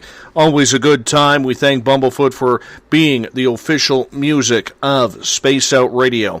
Tomorrow night on the show, we get back into the ET realm. It's the first of the month, first Friday of the month, which means it's R. Keith Andrews' time for his monthly ET Talk. You know, Roz in Paranormal Forum brings up a good point for anybody who wants to. This is a good meditation for you all. Go outdoors, walk barefoot, lay in the grass, become in tune with nature. Just don't question it, accept it. Then you will get it. It's fantastic advice. I love doing that, walking barefoot in the grass. There's just something along with it that makes you feel really good. Hey, if you want to follow us on social media, you could do so at Spaced Out Radio. You can give our Facebook page a like, Spaced Out Radio Show. You can also join us on Instagram, Dave Scott, SOR. You can also check out our archives on YouTube, Spaced Out Radio Show, and our website is spacedoutradio.com. For the final time tonight, we bring Eric Mothman in to Spaced Out Radio. It's been a wild night for you, my friend. Lots of questions coming from the audience tonight. They want to know what is going on out there. I love it when they participate like this. Got to make your job easy with all the questions. Yeah, I like the questions. It's a good form. Absolutely. Now, what we were talking about in regards to ETs, in regards to everything that is synonymous with the experiences you've had a pretty, or make that your son has had a pretty interesting encounter and actually drew out the being of what it looked like. Can you describe that being and what that encounter was like for your son? Well, that was a disturbing encounter for my son. It was disturbing for me too, because at the time I didn't know exactly, because I trust my son's judgment. I mean, he never lies, never, he's a straight up guy. Both my sons are just, great kids. Not kids, they're in their mid-20s, but so when he told me he had a face-to-face encounter, I knew exactly what, and I took them both down, and being an investigator, I had them both down in the cabin 30 minutes later drawing what they saw. And I lost Nick's drawing, which really just irritates me, because both drawings are a lot of youth today a lot of people agree with this. They're expert drawers. It's like, they're, back when you and I were kids, we could draw stick men. Today, both my sons are artists. They can draw anything. In fact, a lot of the artwork that's on my ET documentary on my playlist, it's called ET, it is Cedar Key Creatures or something like that. But he drew a lot of the artwork in there, and he drew that. He sat down and drew all that within 45 minutes, all those drawings in there. But he came face to face with this entity, and the crazy thing about it, had the black wraparound eyes that were he could see the glazy eyes. They were glossy black, like pools of oil, and really short black wet hair all over it, and really cut muscles. standing up, and I mean, both of them drew the shapes of the legs, and the legs are kind of like on backwards a little bit. I mean, it's just but other people have seen it. If you Google the description of this entity, there's a lot of variations that look exactly like that, and it's always in the forest that people are seeing this stuff. But like Corey Good says, there's a lot of entities here that are visiting our forests and our swamps and our the Amazon and our oceans, doing study work. So, but I had Veronica, tell me exactly what it was. She says it's an extraterrestrial. She goes, there's lots of variations. There's billions of different types of extraterrestrials. She says she's actually seen billions on the other side. That was the word she used. She goes, there's billions of them. She goes, a lot of them are snooty, a lot of them are indifferent, a lot of them are very positive, a lot of them are like me, where they're advanced, high vibrational. She goes, Gina is equal with me. Your contact Gina is equal with me in density. That's and I get the same energy when both of them come through when I'm talking to them. Different energy, different signature energy, but Nick was very disturbed about it when he saw. They're both looking at it through the screen of the 4-postered stand, which is a stand that I built like 15 years ago, and it's we call it a condo stand for deer hunting, and it's just it's really nice to sit in. You keep the bugs out, but there's a big tree right behind it, and this entity was sitting on a tree. Peering through the screen, like 2 feet away from the screen where they could see the entire body. But something made my son turn around, and I think I called him on the radio is what it was. I said, okay, I'm coming to get you. I'm getting down. It was late. It was like probably 9:30 at night, and it got dark at like 8:45, but I purposely made them sit out there in the dark, so they could, get more in tune with the forest and maybe have an experience, because I know there's ghosts over there. So I was kind of hoping they would have a ghost experience, so we could add that story to it, and they had that experience. But I've had one of the most amazing ghost stories I've ever had was on that property on the other side. You want me to tell you that encounter? Yeah, sure. I also want to get into the encounter after you're done with that one about the bridge encounter when 6 Orion ETs came to your room as well. So we got a couple of encounters there we got to go through. Yeah, well, what does everybody want to hear? Is it ET story or a ghost story? Well, let's start with the ghost story, because we got a lot of paranormal fans in here. That one takes a few minutes to tell, because it's got a lot of detail in it. But my son and I were up there, and this was I would say about 6 years ago, and it was about when my son was 19, and we're sitting up there, and so it is the beginning day of bow season, I believe. And we're sitting up there with our bow and arrows, and the screens, we're looking through the dark screens at the deer feeder, which is about 40 yards away. And the sun is coming up. We've been sitting in there since 4 a.m, and the sun is coming up. We got this little girl that follows me around out there. She's been following me around for 25 years. And actually, Veronica told me what her name was. Carolyn, I think. She's like a little 8-year-old girl, and a little squeaky voice, always giggling. Everybody's heard her. And so we're looking through the screen, and the sun's coming up, and there's 9 deer under the feeder. And you can shoot a doe during bow season. Any deer is legal. So there's 9 doe, all positioned under the feeder as the sun's coming up. And I told Jeff, I said, okay, you go ahead and take the biggest one. So he draws back on his bow. We got both real powerful compound bows. They're like $1,000 bows. So he's got the bow back, and this is my son's first deer that he's going to drop. We've gone hunting countless times, but there's always something happens where he doesn't get something. Not everybody thinks, oh, hunting's bad, all that. People would be surprised in Florida how hard hunting is. It's and having 9 deer in a feeder is like, that's a golden moment. So I'm like, Jeff's got the bow back, and he's just sitting there for seemed like eternity, like at least two minutes with that bow back. And I'm like, Jeff, when are you going to take the shot? I said, if you don't take a shot, I'm going to take it. I'm thinking, you don't want to shoot the deer. So he takes the shot, arrow goes through the deer. He kicks his back legs up, so you got it. Very high-powered arrow. You can't see it, so it just flies right through the screen. Deer runs down the trail. We wait 30 minutes. That's the protocol you do when you're hunting. You got to wait. You don't want to keep chasing deer because you just get up and keep running forever. So we wait 30 minutes for it to die in the woods. So we go follow the blood trail. And no, I'm sorry. This happened at 9. This is the night where the sun was going down, and it was Jeff's shot. The next morning was my shot. So it's getting dark. I said, Jeff, it's getting dark. I said, make that shot. And you can't shoot the deer in the dark. So the sun's going down. So the deer takes off down the trail. So we wait 30 minutes. We go follow the blood trail. I'm putting this. I have two different color tape. There's rolls of tape that construction workers use or whatever. It's different pink. I had pink and orange.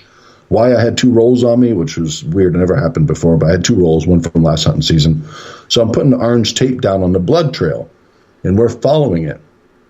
And that side of the property, I never let my kids get out of my sight. In fact, I know what goes on in the woods. I don't let them get within arm's distance away from me. Jeff evidently got lagged behind. I could see him through a logging trail. He's like 200 yards away. I could barely see his flashlight.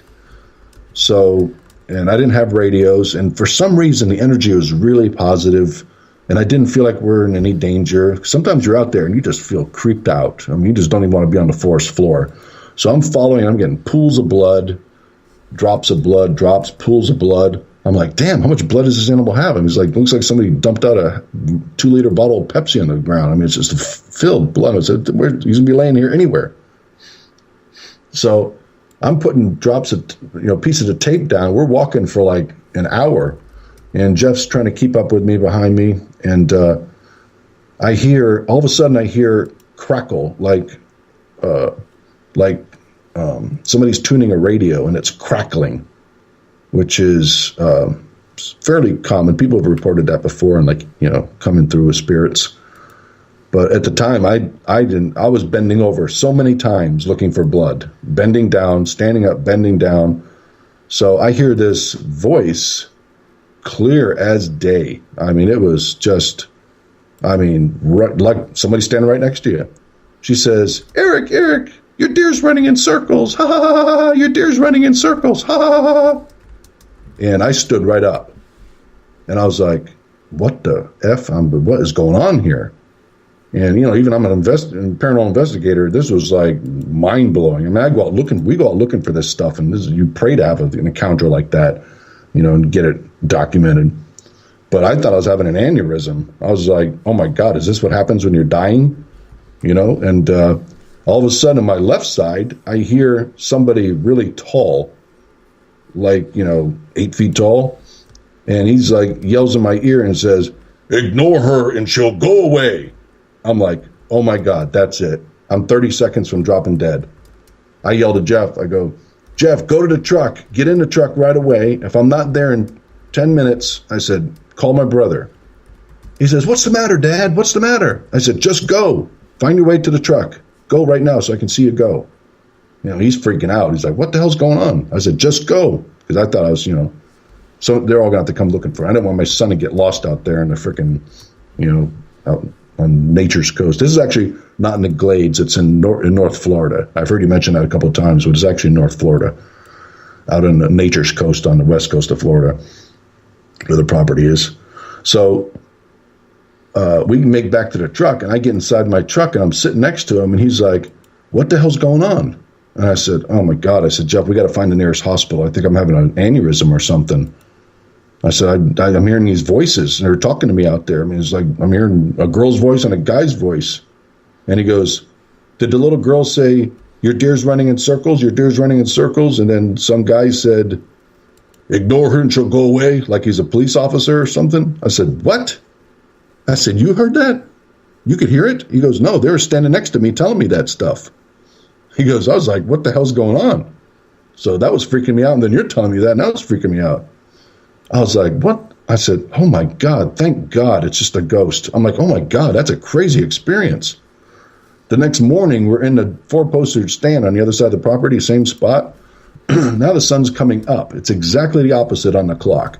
Sun's going down, I think, like 8:39. I mean, the sun was going down at 8:39. Now the sun's coming up at 8:30. The exact same hue out, just yellow. You could just barely see, just time where it's legal to hunt. We look at the feeder.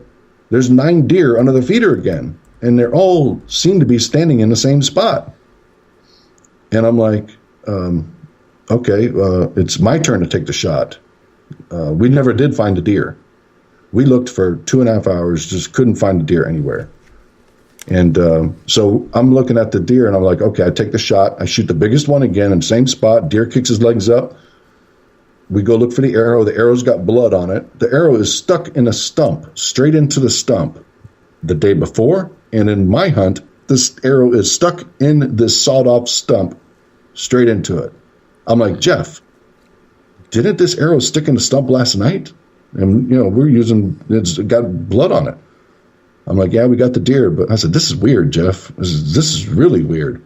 So we walk down the trail, follow the blood. I'm putting a different color tape on top of tape from last night. The blood drops are in the same spot as the tape. Pools of blood in the same spot. Everything is in the same spot. This time I got my GPS with me. And it's light out. We didn't have a ghost experience, but we lost this deer too. I mean, I'm an expert tracker after 40 years of hunting. Nothing's going to get away from me. Both these deers evaded our tracking. In fact, I brought in a group of other hunters from 10 miles away, got a hold of them. I brought them on. They spent all day trying to find this deer, and they tracked it. They managed to track it 2 miles and it disappeared into a swamp, just gone, which is incredible because these are broadhead arrows. You bleed when you get hit with an arrow. You're dead with one of these arrows. So I'm putting the tape down, this different color tape on top of this. I look down at my GPS. I'm like, Jeff, we're walking in circles again. I look at my GPS, and it's not circles. It's a huge figure 8. Wow. And that's what the little girl talked about. We weren't walking in circles. We're walking in a figure 8. So this little spirit girl evidently was following the deer, or evidently was, cognizant enough to understand that we weren't working in circles. We're walking in a huge figure 8 over and over again. So I think that, what does that say about the universe? What is that? The deer were actually standing in the same spot, looked like the same herd of deer, which could have been, but the arrow sticking in the stump again, the deer running down, got shot, ran down the same trail, and, some obscure trail there where they didn't come into that trail. They came in from, different spots, but that was the escape trail they used. And it was, and it ran in the same exact trail evading us, and that deer vanished. Weird. Yeah, it was a really very weird hardcore ghost experience. I mean, that was probably one of the best ghost experiences I've ever had, right there in my own place. That's as far out, man. It is far out. We are with Eric Mothman tonight on Spaced Out Radio. We have a couple of more encounters that I want you to talk about. Tell us about the bridge encounter. Where did this happen? Well, that was about 10 years ago. About 8 years ago. And we're driving along. This is one of my telepathic communications. Happened about the time where we encountered that cross in the sky where, Gina told me to come outside. We have something to show you. And we saw the big cross. We saw the Star Wars platform fire up on it. So we're driving around. We couldn't figure out. I got Bonnie next to me, my girlfriend, and we got my 2 boys in the back seat. We couldn't figure out what to do. So all of a sudden I get this clear message come in, says, go to the bridge in Sand Key, and we have something to show you. So I'm like, okay, well, we're going on a UFO adventure, and it's starting to get dark, and everybody's like, wow, that's a long drive to make. It's a couple hours away. So we just put the pedal to metal and drove up there, and then I got my push, the second type of telepathy that comes in. So we're all standing on a little bridge. The park is amazing. I mean, if you're out there, you used to be out there in the dark, you see all the stars out there. The sky is amazing. In fact, that road going to it is supposed to be the best place in Florida to see stars. So we're out there, and it's pretty close to my land out there. So we're standing out there, and so this is after the cross in the sky where the cross in the sky was before. No, it was after this. The Cedar Key Bridge incident was where Matt, my younger son, he was 11 years old at the time. So he had, actually that's going on about 11 years now. Wow, time flies. So we're on a bridge, and so I'm getting this now it's not a voice anymore. It's just keep looking out over the water. It's pitch black out there. And I'm getting this telemetry image showing that a big black triangular craft is going to stop on that little beachhead right there. There's a little cul-de-sac, like a little lagoon thing there. And it's going to pull over the sand, and we're all going to board it. I mean, that might sound crazy to a lot of people, but, that's when the stuff I'm getting is, always backed up by the event itself. It's galvanized by the event that happens then or the day after. So I'm like, okay, guys, we're going to have contact here. We're going to meet, whoever this is. And these black triangular crafts are way out in the Gulf of Mexico. I mean, they're zooming across the sky. I mean, just doing right angle turns and all that. And I actually got this on video, but I forgot I had my video camera with me because we're all so excited. I didn't get it until the last part of the. So this craft is coming toward us now, and when something's coming toward you, the color of it changes. Like you ever see a police car coming at you on a road and they're doing over 100 miles an hour. I believe the hue is like red instead of blue. If it's going away from you, it's blue. That's the way physics is. I forget which one it is, but this thing is looking like a kaleidoscope color coming.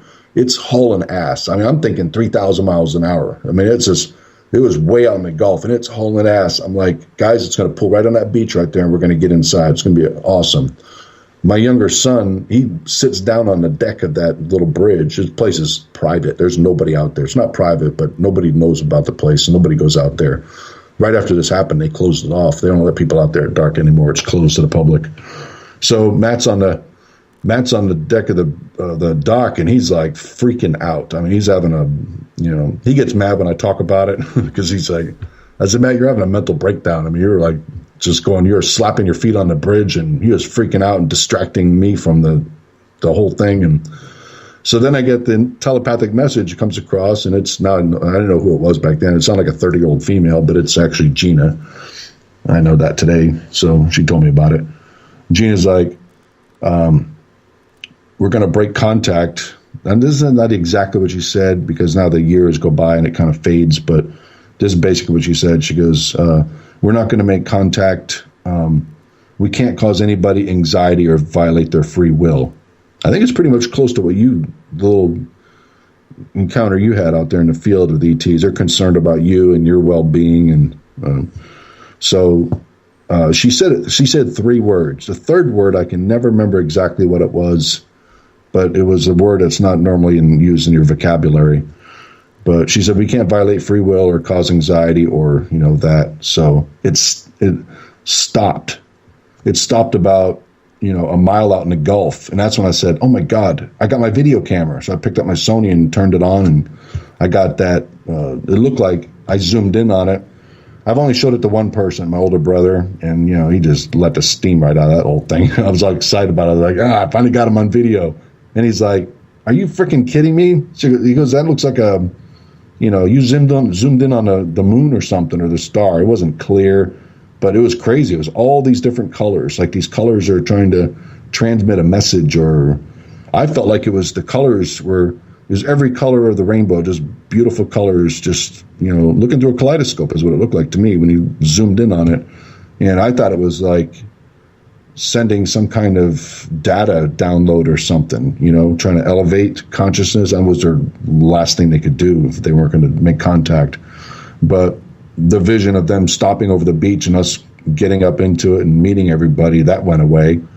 That dissolved. And but Matt couldn't take that little thing, so that little adventure. So then when the cross happened after that, then I started thinking, now when I get on that whole demon thing, every other researchers talking about it, and you're like, you're getting demons. And then that's when I got the telepathic communication, like we talked about on the show last night, where it said, Eric, come outside, we have something to show you. And then, the Christian cross, crucifix up in a sky, just a huge cross. I mean, that was a sign showing it's positive, because that's my religious upbringing. I guess that's the reason why they show that to they've showed it to other people too. But Matt was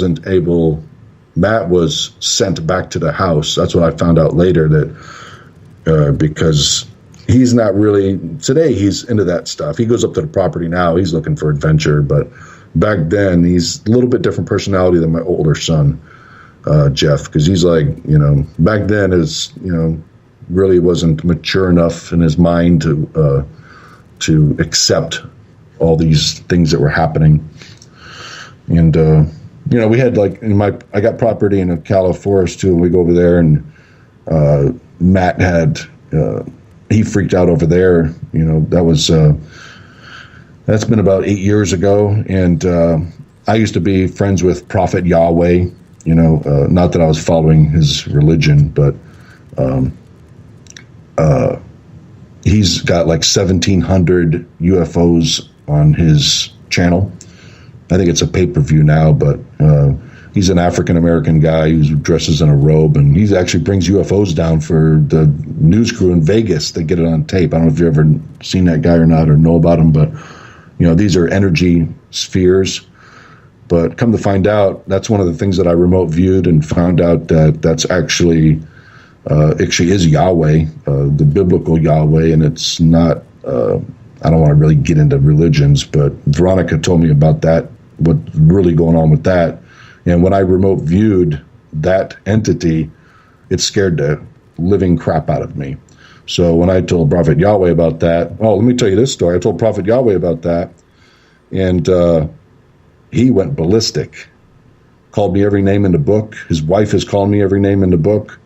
And then he called me back, and he said, for some reason he was trying to partner up with me, and this is a long time ago, back before anybody, I was not public about anything. And but he's like, I just talked to Yahweh, and he put a curse on you. He goes, you're going to be run over by a yellow school bus, you MFer. I'm like, oh my God, you call yourself a man of God? I'm like, you're freaking crazy. So hung up the phone. 2 months later, I'm got my brand new Z71 4-door, 4-wheel drive truck, paid $40,000 for it, and I'm driving down the interstate with my son Jeff. He knows about that story. He's like, damn, that guy's crazy.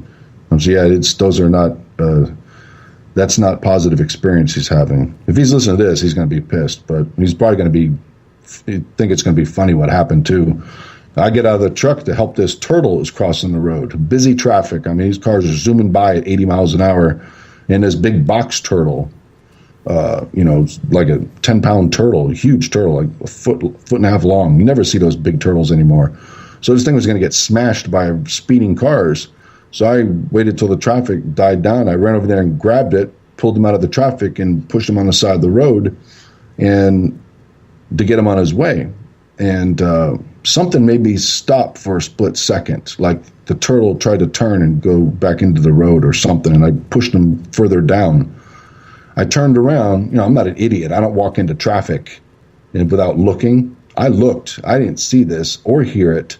Here comes this huge yellow school bus doing 70 miles an hour, and I nearly, if it wasn't for that split second of something making me push that turtle further, I would have been run down.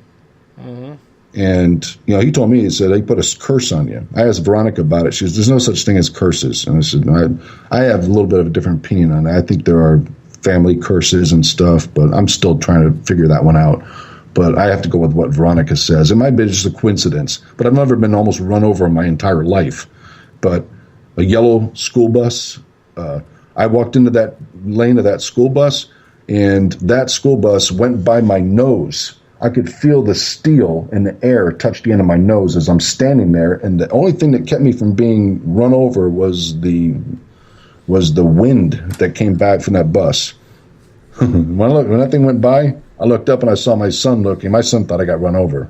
I mean, his jaw was wide open. His eyes were big as saucers. So that's a little story that goes with, I got a couple of questions. We're going to be running a little bit late on time here, but just some rapid-fire questions for you before we call it the night here on Spaced Out Radio. Claudia is asking, Eric, have you ever boarded a spaceship? Well, supposedly I was taken for 6 hours on one, but I don't have a memory of that. That's when I was taken from my deer stand. Right. And I got total memory of being picked up and being dropped off, and but the 6 hours are missing. And Gina told me what happened on the ship and all that stuff. But other than that, no. I got some little different things that have come back over the years of what happened on that ship, but those are not reliable. A lot of people out there who have abductees and all that, there's a few individuals out there that their whole story is about stuff that keeps coming back to them. So that to me is not reliable. If you want to hear that and believe it, these are great people and all that, but if you're trying to build data and put things on a shelf as fact as it, to me that's not reliable. Even though the visions and what happened and actually one of them, I can say one of them because Veronica and Gina validated that, because I asked them, I said, I have a memory of being on that ship, and because I found my brother, which was catatonic, with his face in the bush after I was dropped off by the Black Triangular craft from the DZ Orion group, and she told me, you'll find your brother at the cabin. So I jumped off that deer stand, I ran to the cabin, found my brother on his knees, and his face was in the bush, and I always puzzled. I was like, what'd they do? Leave my brother there for 6 hours in a freaking swamp, completely out of consciousness. And come to find out that he was evidently put in a trance, and he was with me, but he wasn't the target of the taking that day. But I walked by the hallway in the ship. I remember walking through the hallway of the ship, and I remember seeing like an office cuticle where it's like a little hole out, like 4x4, and he was sitting on his rear end, and he looked like he was, to me, it looked like he was gone. I mean, his face was all white and his eyes are open, and I panicked at that point. I was like, what happened to my brother? What's wrong with my brother? So that's my little memory I have, one of the memories that came through. Right. So that one I got validated, but... Interesting. Roz has a question from Paranormal Forum. On the deer hunting trip, do you think that it was maybe the little people who were tracking you and talking to you? No, that was definitely the little girl. That was the one guy who yelled in my ear. I found out later that's the Indian tribe.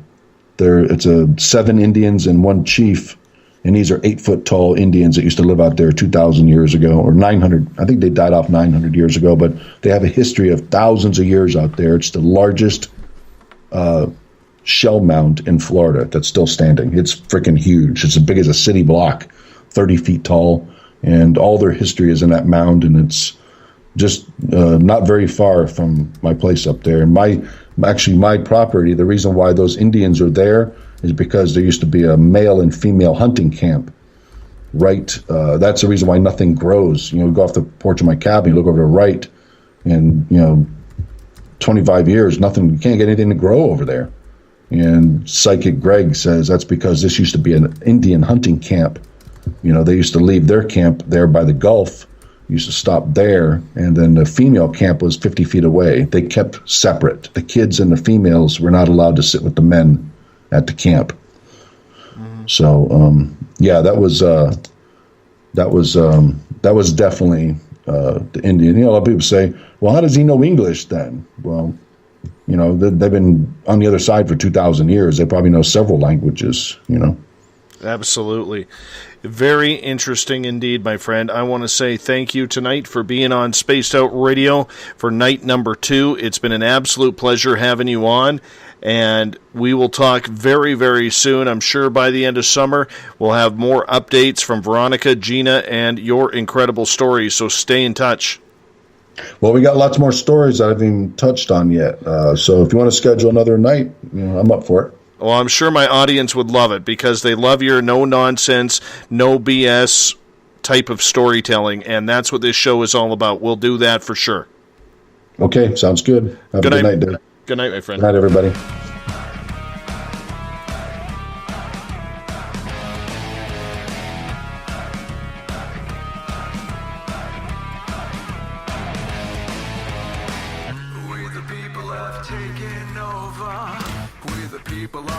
Little brother, standing by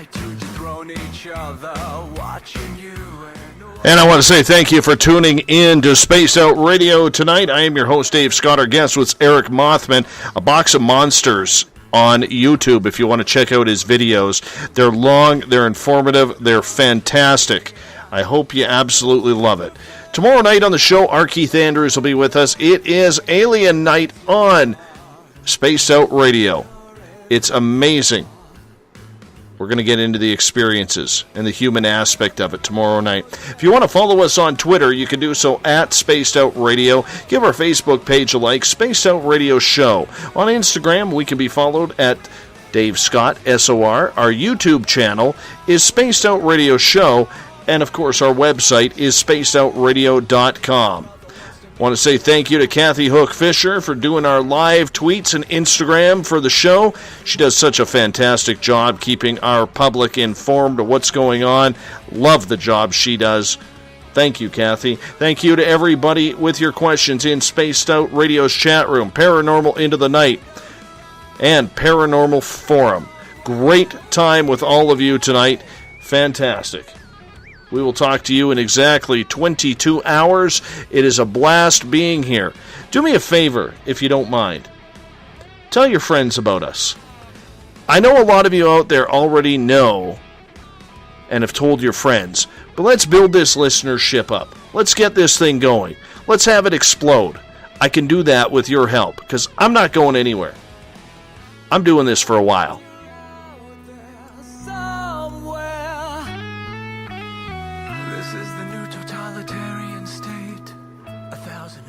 Bumblefoot on the music, the official music of Spaced Out Radio. If you go to spacedoutradio.com, you can click on the Bumblefoot page, download all his music, including his latest album, Little Brother Is Watching. Absolutely love it. Rock and roll. That's what we are all about. It's going to be great. Thank you so much for being with us tonight. We're going to rock it on out of here. Good night.